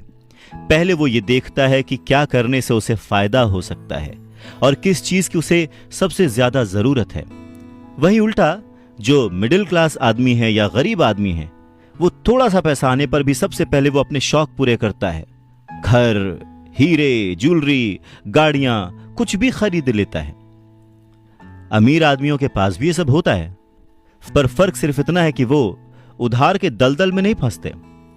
वो लोग जिनके पास पीढ़ियों से पैसा है, जो लंबे समय से अमीर हैं, वो अपनी अर्निंग वाले कॉलम को सबसे पहले बनाते हैं, उसे सिक्योर करते हैं। उसके बाद उनके एसेट्स वाले कॉलम से जो आमदनी होती है, जो इनकम होती है, उससे वो अपनी लग्जूरियस लाइफ जीते हैं, एंजॉय करते हैं। गरीब और मिडिल क्लास आदमी अपनी खून पसीने की कमाई और बच्चों की विरासत की कीमत पर ये चीजें खरीदता है, लोन लेता है। सच्ची लग्जरी असली संपत्ति में निवेश करने और उसे विकसित करने का प्रोत्साहन देती है, उसे बढ़ावा देती है। रॉबर्ट टी कियोसाकी इस बात को एक एग्जाम्पल से समझाते हैं कि जब उनकी वाइफ और उनके पास उनके अपार्टमेंट से अतिरिक्त पैसा आने लगा, रेंट या कुछ भी, तब वो बाजार गए और उन्होंने अपने लिए एक महंगी गाड़ी खरीदी। इसमें जरा सी भी मेहनत नहीं लगी या जोखिम नहीं था, क्योंकि वो पैसा उन्होंने अपनी सेविंग्स से नहीं बल्कि अपार्टमेंट हाउस के इनकम से खरीदा था। पर इसके लिए उन्होंने 4 साल तक इंतजार किया, पेशेंस के साथ थोड़ा थोड़ा पैसा इकट्ठा करते रहे, और जब रियल एस्टेट पोर्टफोलियो बढ़ा तो आखिरकार वो उन्हें इतना पैसा दे गया कि एक महंगी कार खरीदी जा सके। ज्यादातर लोग अक्सर इच्छा जागने पर बिना सोचे समझे जाते हैं और कर्ज पर कार या कोई और चीज खरीद लाते हैं। हो सकता है कि वो अपनी जिंदगी से ऊब चुके हों या उन्हें सिर्फ एक नए खिलौने की जरूरत हो, पर कर्ज पर ऐसी चीज खरीदने से देर सबेर वो आदमी उस चीज से चिढ़ने लगता है, उसका इंटरेस्ट खत्म हो जाता है, उससे उसमें मजा नहीं आता, क्योंकि उस चीज को खरीदने के लिए जो कर्ज लिया गया है वो उस आदमी के सर पर भार बन जाता है। अगर एक बार आप अपने बिजनेस को बनाने, उसमें इन्वेस्ट करने का समय निकाल लेते हैं तो फिर आप उसमें जादू की छड़ी भी घुमा सकते हैं, जो अमीरों का सबसे बड़ा राज है। और ये राज अमीरों को भीड़ से अलग रखता है, या यूं कहें कि भीड़ से आगे रखता है। जो अपने काम से काम रखते हैं, अपने काम में फोकस्ड रहते हैं, और ये उन्हीं को मिलता है जो अपने काम में पूरा मन लगाते हैं, अपने काम से काम रखते हैं, वो लोग अमीर बन जाते हैं। अगर मिल के चला जाए तो तूफानों को भी शिकस्त दी जा सकती है। नमस्कार, मैं हूं अवधेश श्रीवास्तव और हम चर्चा कर रहे हैं रॉबर्ट टी कियोसाकी की लिखी book rich dad poor dad की। रॉबर्ट टी कियोसाकी अपने बचपन का एक किस्सा सुनाते हैं। कहते हैं कि मुझे याद है, हमें स्कूल में रॉबिन हुड और उनके सुखी गिरोह की कहानी बताई गई थी। मेरे स्कूल टीचर का मानना था कि ये केविन कॉस्नर की तरह के एक रोमांटिक हीरो की अद्भुत कहानी है जो अमीरों को लूटता था और गरीबों में बांट देता था। तो मेरे रिच डैड की नज़र में रॉबिन हुड हीरो नहीं था, वो उसे बदमाश मानते थे। रॉबिन हुड को गुजरे हुए तो लंबा समय गुजर चुका है, परंतु उसके जो मानने वाले हैं, जो उसके फैंस हैं, वो आज भी जिंदा हैं। न जाने कितनी बार मैंने लोगों को ये कहते सुना है कि अमीरों को और ज़्यादा टैक्स देना चाहिए और उसे गरीबों में बांट देना चाहिए। रॉबिन हुड का ये जो थॉट था, अमीरों से लेकर गरीबों में बांट दिया गया। गरीब और मिडिल क्लास लोगों के लिए ये सबसे ज़्यादा दुख का कारण है। इसी रॉबिन हुड आदर्श के कारण मिडिल क्लास पर टैक्स का इतना भारी बोझ लदा हुआ है। और सच्चाई तो यह है कि अमीरों पर टैक्स लगता ही नहीं है। गरीबों की भलाई के लिए जो पैसा लगता है वो मिडिल क्लास से आता है, खासकर पढ़े लिखे और ऊंची आमदनी वाले मिडिल क्लास से। और टैक्स के बारे में अगर हम पूरी तरह से समझना चाहें तो हमें थोड़ा सा इतिहास में, हिस्ट्री में जाना पड़ेगा। रॉबर्ट टी कियोसाकी बताते हैं कि उनके रिच डैड ने बताया था कि इंग्लैंड और अमेरिका में पहले कोई टैक्स नहीं लगते थे। कभी कभार जो वॉर्स होती थी, युद्ध होते थे, उनका खर्च जुटाने के लिए टैक्स जरूर लगाए जाते थे, जिसके लिए किंग या फिर प्रेसिडेंट सिर्फ कह भर देते थे और हर आदमी उसकी बात मानकर अपना सहयोग अपनी इच्छा से देता था। बाद में सन 1874 में इंग्लैंड ने इनकम टैक्स को अपने सिटीजन्स पर लागू कर दिया और 1913 में कॉन्स्टिट्यूशन के 16वें संशोधन के बाद अमेरिका में भी इनकम टैक्स जो है वो लागू हो गया। एक समय था जब अमेरिकी लोग टैक्स विरोधी हुआ करते थे, पर धीरे धीरे लगभग 50 सालों के बाद लोगों ने वो एक्सेप्ट कर लिया। इसमें एक और बात थी, शुरुआत में ये जितने भी टैक्स थे ये सिर्फ अमीरों पर लगाए गए थे। तो रिच डैडी चाहते थे कि माइक और वो इस बात को न भूलें और उन्होंने ये बात साफ कर दी थी कि टैक्स का जो थॉट है वो लोकप्रिय बना ही इसीलिए कि लोगों को लगता था कि इससे अमीरों को सजा दी जाती है और मिडिल क्लास और गरीबों को मदद मिलती है। पर वक्त ने इस बात को पलट दिया और आज गरीब भी टैक्स का मारा हुआ है और मिडिल क्लास भी, या यूं कहें कि सबसे ज्यादा जो टैक्स का मारा हुआ है वो है middle class. Robert T Kiyosaki आगे कहना जारी रखते हैं, एक बार सरकार को टैक्स मिल गया तो उन्हें उसके फायदे नजर आ गए और उनकी भूख बढ़ गई। रिच डैडी ने रॉबर्ट टी कियोसाकी को आगे समझाते हुए कहा कि अमीरों ने वक्त के साथ साथ कॉरपोरेशन की ताकत को समझा। एकजुट होकर उन्होंने इस टैक्स को पलट दिया और सारा बोझ उन लोगों के ऊपर डाल दिया जिन लोगों ने कभी इसके सपोर्ट में वोट दिया था, यानी कि गरीब और मिडिल क्लास लोग। और इसके पीछे की सबसे बड़ी वजह अमीरों का पैसा नहीं था, उनकी समझ थी, उनकी जानकारी थी, उनकी अवेयरनेस थी। उन्होंने अपने पैसे को बचाने के लिए संविधान को समझा, रूल्स को समझा और फिर उनमें कमियां निकाली और फिर किस तरह से उनसे बचा जाए ये सब देख परख के कॉरपोरेशन का सहारा लिया और वो उसमें सफल भी हुए। अमीरों और गरीबों के बीच ये लड़ाई सदियों से चलती आ रही है। अमीरों से वसूलों का जो नारा लगाने वाली भीड़ थी वो हमेशा अमीरों के खिलाफ रही और ऐसी लड़ाइयां तब छिड़ती हैं जब किसी एक विशेष वर्ग को ध्यान में रखकर कानून बनते हैं। और ये लड़ाई कब खत्म होगी ये कहा नहीं जा सकता। समस्या यह है कि जो लोग हारते हैं उनमें समझ की कमी है, पर वो ये मानते नहीं। हारने वाले लोग वो हैं जो हर सुबह उठकर तैयार होते हैं और अपनी नौकरी में कड़ी मेहनत करते हैं और उस पर टैक्स भी देते हैं। अगर वो ये समझ पाते कि अमीर लोग किस तरह से पैसे का खेल खेलते हैं तो वो भी इस खेल को उसी तरह से खेल सकते थे। फिर वो भी गरीबी से आजाद हो सकते थे, पैसे के मालिक हो सकते थे और अमीर बन सकते थे। रिच डैड कहते हैं कि इसीलिए मुझे बिल्कुल अच्छा नहीं लगता कि जब कोई अपने बच्चे को यह सलाह देता है कि खूब पढ़ो और नौकरी करो। जिस कर्मचारी में पैसे की समझ नहीं है वो बच नहीं सकता। समाज उसके पैसे को हड़प लेगा और उसे गरीबी की ओर ढकेल देगा। कहते हैं ना कि उस देने वाले ने तो कोई कमी ना की। अब किसको क्या मिला ये मुकद्दर की बात है, और ये जो मुकद्दर है ये हम अपनी सोच से, अपनी नॉलेज से, अपनी अवेयरनेस से बदल सकते हैं। अमीरी और गरीबी में सिर्फ सोच और समझ का ही फासला है। न हारना जरूरी है, न जीतना जरूरी है। अरे ये जीवन का खेल है, इसे खेलना जरूरी है। नमस्कार, मैं हूं अवधेश श्रीवास्तव और आज की चर्चा रॉबर्ट टी कियोसाकी की लिखी किताब रिच डैड पुअर डैड पर। रॉबर्ट टी कियोसाकी कहते हैं कि पैसे कमाना भी एक खेल ही है। अगर आप इसे एक खेल की तरह एंजॉय करेंगे तो आप और ज्यादा रिच होते जाएंगे। हर हफ्ते वो निवेश करते हैं और कभी हारते हैं, कभी जीतते हैं। जब जीतते हैं तो उस निवेश को अगले हफ्ते के लिए सेव कर लेते हैं, और जब हारते हैं तो खुद से जीतने वाले की आंख में आंख डालकर कहते हैं, ठीक है, अगले सैटरडे फिर मिलते हैं। रॉबर्ट टी कियोसाकी की बात से यह समझ में आता है कि पैसा कमाना भी एक खेल जैसा ही है। अगर आप उसे एंजॉय करते हैं, उसके पीछे नहीं भागते हैं, तो आप धीरे धीरे ही सही पर ग्रो करेंगे और जल्द ही अमीर बन जाएंगे। इंसान गलतियां करता है और उन गलतियों से सीखता है। अमीर बनना भी कुछ वैसा ही है। कभी आप गलती करते हैं और हार जाते हैं, कभी आप उस गलती को सुधारते हैं और जीत जाते हैं। वैसे बचपन से जवानी तक जब भी हम स्कूल्स में पढ़ते हैं या हमारे आसपास भी, बच्चों को गलतियां करना अलाउड नहीं होता।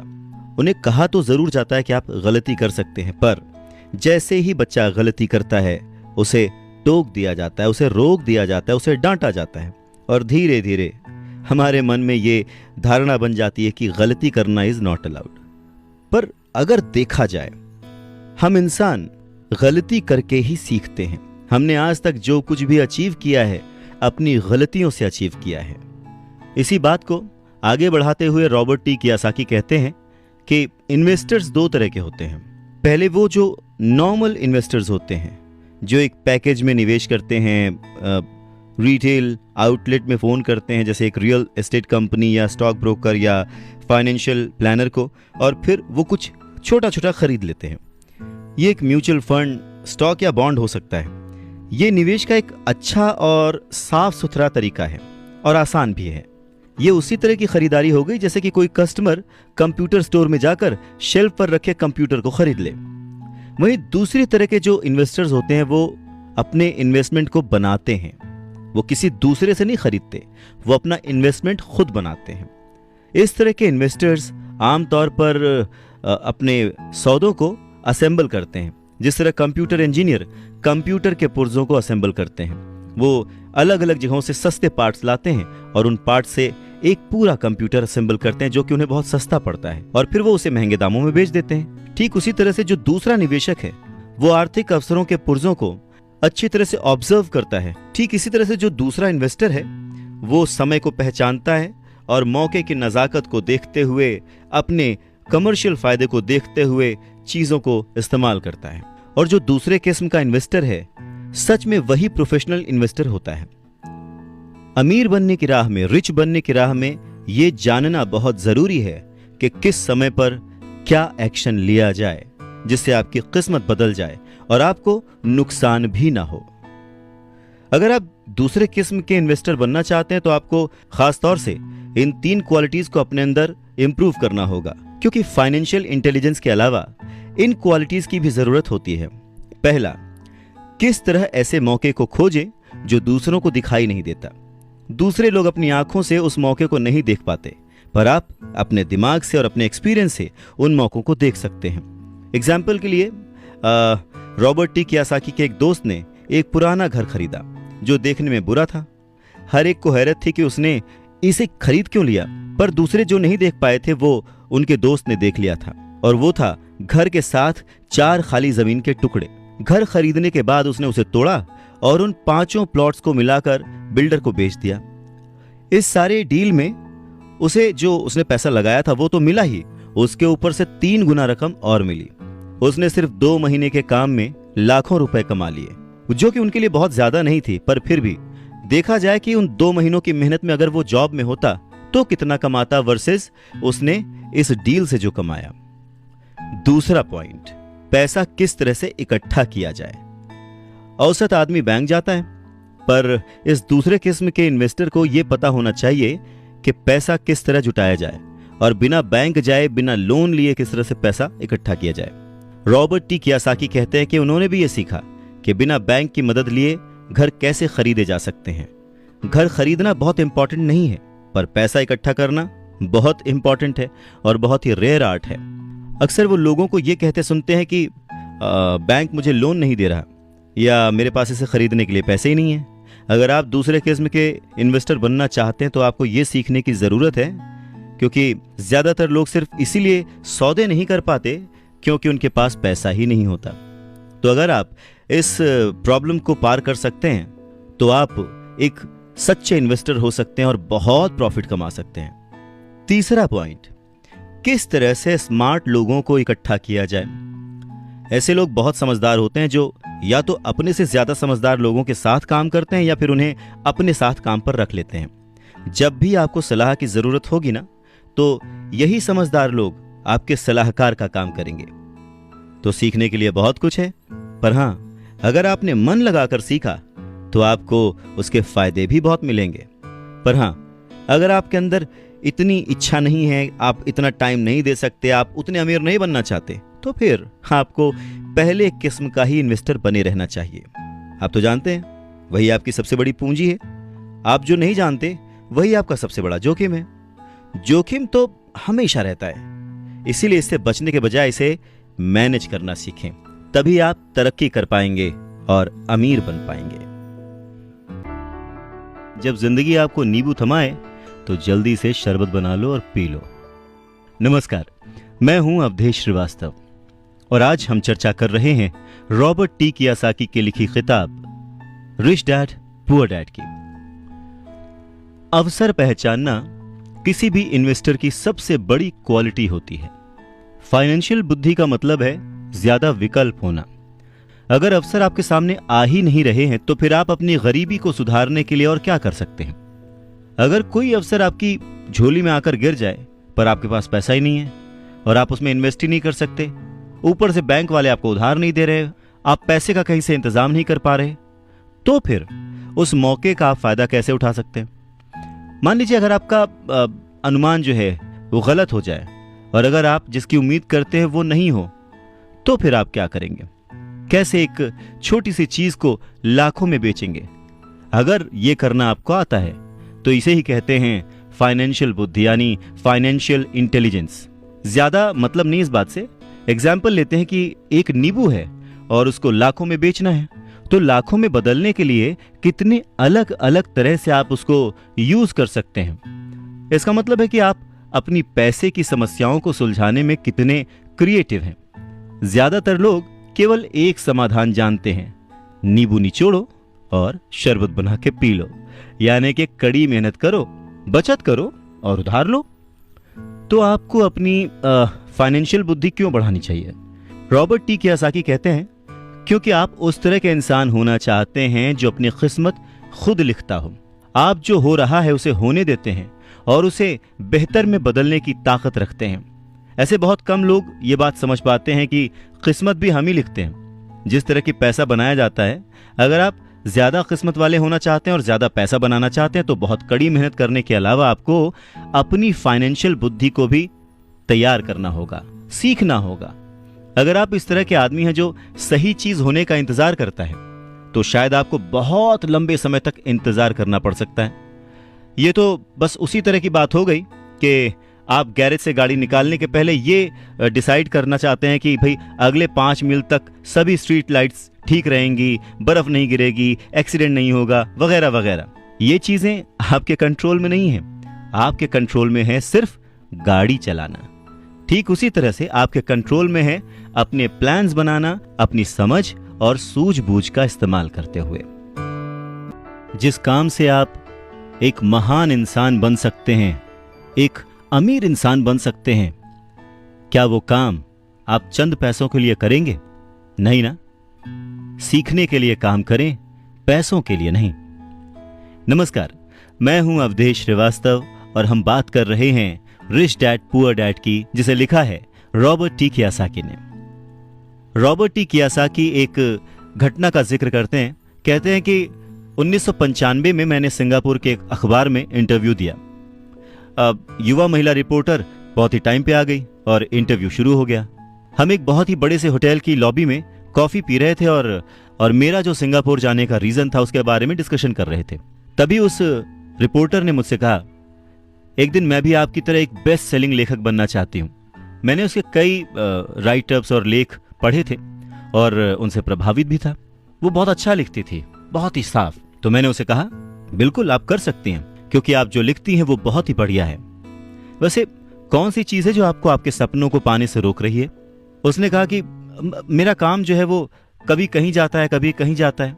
हर आदमी कहता है कि मेरे उपन्यास बहुत बढ़िया हैं, पर एक्चुअली होता कुछ नहीं है। इसलिए मैं अखबार में काम कर रही हूँ। कम से कम इससे मेरा खर्च तो चल ही जाता है। अब आपके पास कोई सुझाव है क्या इस बारे में? मैंने कहा, हाँ बिल्कुल है। सिंगापुर में मेरा एक दोस्त है, वो एक स्कूल चलाता है जहां लोगों को बाइंग सेलिंग रिलेटेड ट्रेनिंग दी जाती है। वो सिंगापुर में कई बहुत ही बड़े बड़े कॉरपोरेशंस के लिए सेल्स ट्रेनिंग कोर्स चलाता है और मैं समझता हूं कि उसके कोर्स में शामिल होने से आपका करियर बहुत ज्यादा आगे चला जाएगा। ये बात सुनने के बाद वो थोड़ा सा रूखी हो गई। वो कहने लगी कि मतलब आप ये कहना चाहते हैं कि मुझे ये सब सीखने के लिए स्कूल जाना पड़ेगा? तो मैंने हाँ कह के सिर हिलाया और फिर उसे इस बात पर विश्वास ही नहीं हुआ कि मैं सचमुच उसे स्कूल जाने के लिए कह रहा हूं। मैंने उसे कहा कि इसमें गलत ही क्या है, पर तब मुझे रियलाइज हुआ कि मुझे अपने शब्द वापस ले लेने चाहिए। उसे मेरी किसी बात का बुरा लग गया था शायद, और अब मैं सोच रहा था कि कितना अच्छा होता अगर मैंने उसे कुछ भी सुझाव नहीं दिया होता। उसकी मदद करने की कोशिश में मैंने वो सुझाव दिया था और अब मुझे खुद ही बुरा लग रहा था। उसने कहा कि मेरे पास इंग्लिश लिटरेचर में मास्टर्स डिग्री है, मैं सेल्समैन बनना सीखने के लिए स्कूल क्यों जाऊं? मैं एक प्रोफेशन में प्रशिक्षित होने के लिए स्कूल गई थी ताकि मुझे सेल्समैन ना बनना पड़े।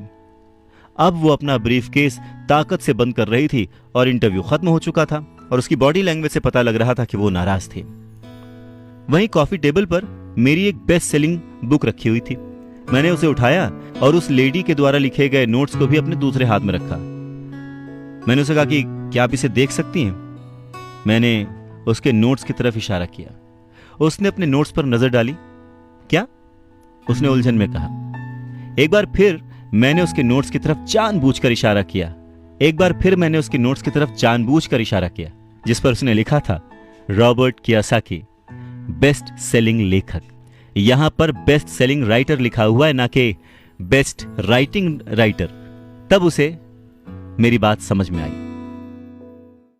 लहरों से डर करके नौका पार नहीं होती, कोशिश करने वालों की हार नहीं होती। नमस्कार, मैं हूं अवधेश श्रीवास्तव और आज चर्चा है रिच डैड पुअर डैड पर। रॉबर्ट टी कियोसाकी कहते हैं कि जब आप रिच बनने की सोचते हैं, रिच बनने की ठानते हैं, अमीर बनने की कोशिश करते हैं, तो बहुत सारी बाधाओं को पार करना पड़ता है। तो उनके अनुसार अमीरी की राह में ऐसी 5 बाधाएं हैं जो लोगों को रोकती हैं आगे बढ़ने से। सो पहला कारण है डर, पैसा खोने के डर से पार पाना। रॉबर्ट टी कियोसाकी कहते हैं कि वो अपनी जिंदगी में ऐसे न जाने कितने अमीर लोगों से मिले हैं जिन्हें पैसे का नुकसान हुआ है, पर वो फिर भी अमीर हैं। पर ऐसे एक भी गरीब इंसान से नहीं मिले हैं जिसने अपनी एक दमड़ी भी खोई है अमीर बनने की राह में, इन्वेस्टमेंट की राह में। पैसा खो जाने का डर बहुत ही नेचुरल है, बहुत ही स्वाभाविक है। ये हर इंसान को होता है, अमीरों को भी होता है, गरीबों को भी होता है।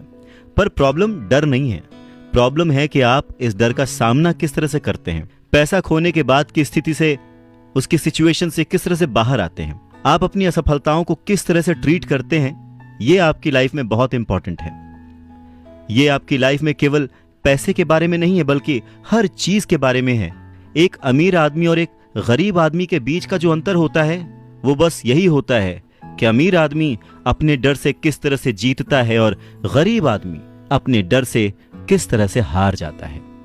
लोगों के पैसा खोने का डर ठीक वैसा ही है जैसे कि मोटरसाइकिल से गिरने पर चोट लगने का डर। उस चोट लगने के डर से ज्यादा एक्साइटमेंट आपको उस बाइक को चलाने का होता है और उसी एक्साइटमेंट में, उसी खुशी में आप बाइक चलाना सीख लेते हैं। ठीक वैसे ही पैसे के खोने के डर से ज्यादा उसे अर्न करने की खुशी अगर आपको हो तो आप धीरे धीरे प्लान वे में एसेट्स पर ध्यान देंगे, उन्हें खरीदेंगे और एक वक्त पर अमीर बन जाएंगे। मैं अकेला ही चला था जानिबे मंजिल, मगर लोग यूं जुड़ते गए और कारवां बनता गया। नमस्कार, मैं हूं अवधेश श्रीवास्तव और आज चर्चा कर रहे हैं हम रिच डैड पुअर डैड की। रॉबर्ट टी कियोसाकी कहते हैं कि पैसा मेरे लिए काम करे और मैं पैसे के लिए काम ना करूं। मेरा ये पहला सबक दरअसल ताकत के बारे में है।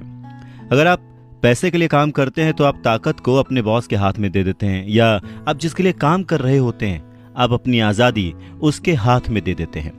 अगर आपका पैसा आपके लिए काम करता है तो आप अपने पैसे के, अपने काम के, अपनी जिंदगी के खुद मालिक होते हैं। एक बार हमें हमारे लिए काम करने वाले पैसे की ताकत का ज्ञान हो जाए, फिर हमें पैसे के लिहाज से स्मार्ट हो जाना चाहिए और हमें डराने वाले लोगों से निपटने के लिए रास्ते ढूंढ लेने चाहिए।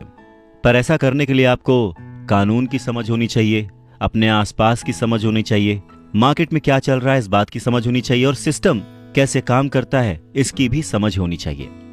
अगर आप अवेयर नहीं हैं, मतलब नॉलेजेबल नहीं हैं, अज्ञानी हैं, आप केयरलेस हैं, अपनी चीज़ों को समझना नहीं चाहते, तो आपको बड़ी आसानी से डराया और हराया जा सकता है।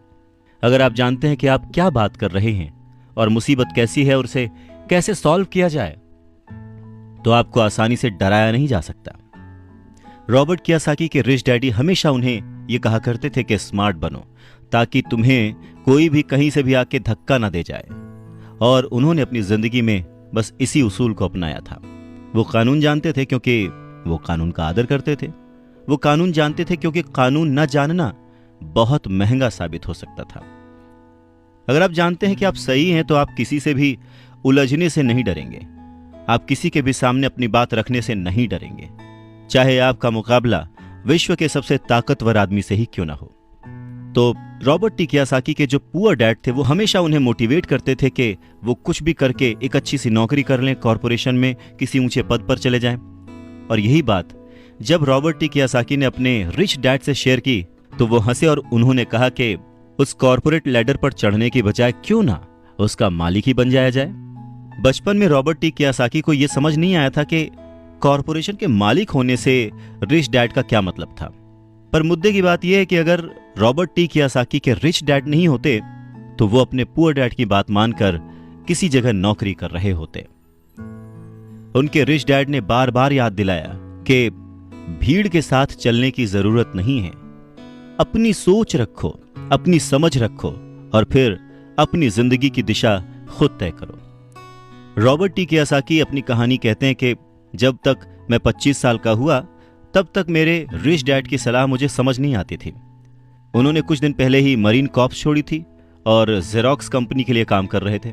वहां उन्हें बहुत पैसा मिल रहा था, पर बार बार अपनी तनख्वाह को चेक करते थे और हमेशा निराश होते थे। टैक्स इतना ज्यादा कटता था कि उन्हें और ज्यादा काम करना पड़ता था अपनी जरूरतों को पूरा करने के लिए। धीरे धीरे वो सफल होने लगे, सक्सेसफुल होने लगे, तो उनके जो बॉसेस थे उन्होंने उनको प्रमोशन दी और सैलरी बढ़ा दी। उन्हें ये बात सुनकर बहुत अच्छा लगा और जैसे ही उन्होंने अपनी ये बात अपने रिच डैड से शेयर की तो उन्होंने कहा, अच्छा तो तुम्हारे बॉस अमीर बन रहे हैं, तुम्हारी कंपनी अमीर बन रही है, तुम किसके लिए काम कर रहे हो, तुम किसे अमीर बना रहे हो। तो बस 1974 में जेरोक्स के कर्मचारी के रूप में ही उन्होंने अपना पहला कॉरपोरेशन बनाया और अपने काम से काम रखना शुरू कर दिया। पहले से ही उन्होंने संपत्ति वाले कॉलम में कुछ चीजें लिख रखी थी और खरीद रखी थी, पर अब उन्होंने ये ठान लिया था कि उन्हें और ज्यादा बढ़ाना है, उन्हें अपने एसेट्स और बढ़ाने हैं और अपनी लायबिलिटीज को और कम करना है। जैसे जैसे वक्त बीतता गया, जैसे जैसे रॉबर्ट टी कियोसाकी पैसे को समझते गए, इसके गणित को समझते गए, इसके व्यवहार को समझते गए, उन्हें अपने रिच डैडी की सलाह समझ में आने लगी। एक बार उन्होंने अपने काम से काम रखने की ठान ली और अपनी संपत्तियां, अपने एसेट्स बढ़ाने शुरू कर दिए और एक बेहतरीन कर्मचारी बन गए।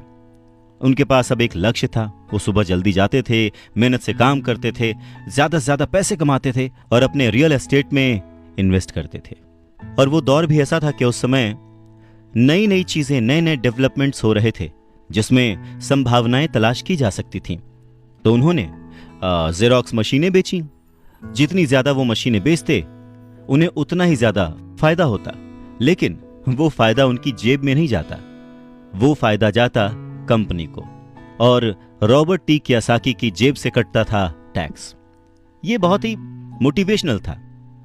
इस सिचुएशन में लोग हताश हो जाते हैं, पर रॉबर्ट टी कियोसाकी ने इसको पॉजिटिवली लिया और वो इस नौकरी के जाल से बाहर निकल आए।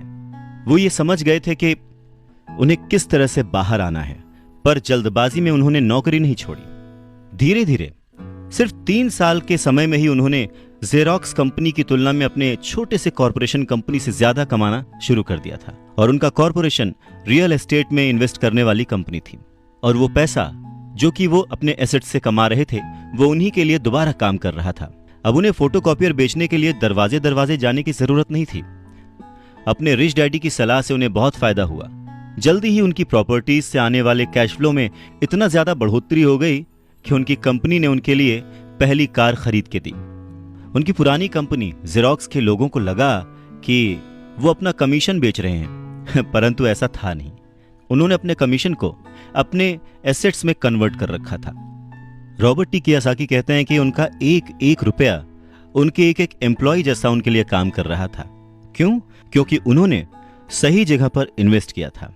अपने रिच डैड से सीखे गए सबक के कारण वो इस चूहा दौड़ के मिथक से बाहर आ गए थे और कम उम्र में ही एक एम्प्लॉयर बन गए थे।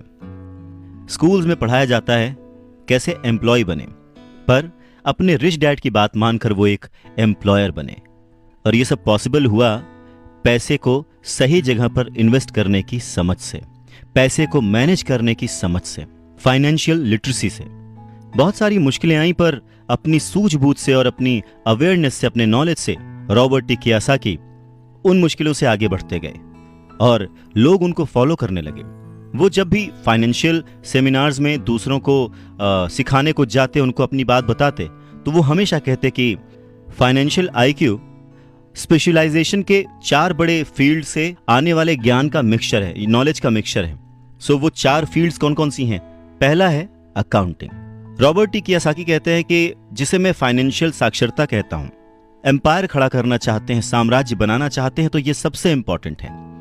आप जितने ज्यादा पैसे के लिए जिम्मेदार होंगे उतना ही ज्यादा आपको बारीकी से नॉलेज होने की जरूरत है, नहीं तो आपका जो साम्राज्य है, आपका जो एम्पायर है, वो ताश के पत्तों की तरह ढह जाएगा। इस योग्यता, इस क्वालिटी की वजह से आप किसी भी बिजनेस की जो कमजोरियां हैं, वीक पॉइंट्स हैं, और उसकी जो प्लस पॉइंट्स हैं, उन्हें पहचान सकते हैं। दूसरा फील्ड है जो इंपॉर्टेंट है, वो है इन्वेस्टमेंट, जिसे वो पैसे से पैसे बनाने का विज्ञान कहते हैं। इसमें तकनीकें, रणनीतियां, स्ट्रैटेजीज, फॉर्मूले, इन सब की जरूरत होती है। तीसरा है बाजार की समझ, मार्केट की समझ, डिमांड एंड सप्लाई का साइंस। बाजार के तकनीकी पहलुओं को जानने की जरूरत है जो कि भावनाओं द्वारा संचालित होते हैं। जी हाँ, मैक्सिमम जनता इमोशनल होकर चीजें करती है और उसका फायदा उन लोगों को होता है जो कि दिमाग से सोचते हैं, खास करके पैसे के बारे में। चाहे वो गाड़ी खरीदना हो, घर खरीदना हो, या कोई भी सुख सुविधाएं हो, ये सारी चीजें इमोशन से होती हैं और फायदा हमेशा दूसरे व्यक्ति को होता है जो इन्हें बेच रहा होता है। और चौथी फील्ड है कानून, लॉ। उदाहरण के तौर पर अकाउंटिंग, इन्वेस्टमेंट और बाजारों की तकनीकी दक्षताओं के सहारे कॉरपोरेशन की जो क्षमता थी वो बहुत बढ़ गई थी। कोई भी आदमी जिसे कॉरपोरेशन के द्वारा दिए जाने वाले टैक्स के फायदों और सुरक्षा का ज्ञान हो, वो बहुत तेजी से तरक्की कर सकता है और अमीर बन सकता है। पर वैसा करना जो कि किसी नौकरीशुदा कर्मचारी के लिए पॉसिबल नहीं है। उन दोनों में उतना ही डिफरेंस होगा जितना कि एक पैदल चलने वाले इंसान में और एक उड़कर जाने वाले में होता है। ये अंतर बहुत ज्यादा है। तो कुल मिलाकर यह कहा जा सकता है कि अपने रिच डैड की गाइडेंस को फॉलो करते हुए रॉबर्ट टी कियोसाकी एक सक्सेसफुल इंसान बने, जिन्हें दुनिया फॉलो करती है और जिनकी लिखी बातें पढ़कर और जिनकी बातें सुनकर लोग आज भी मोटिवेट होते हैं।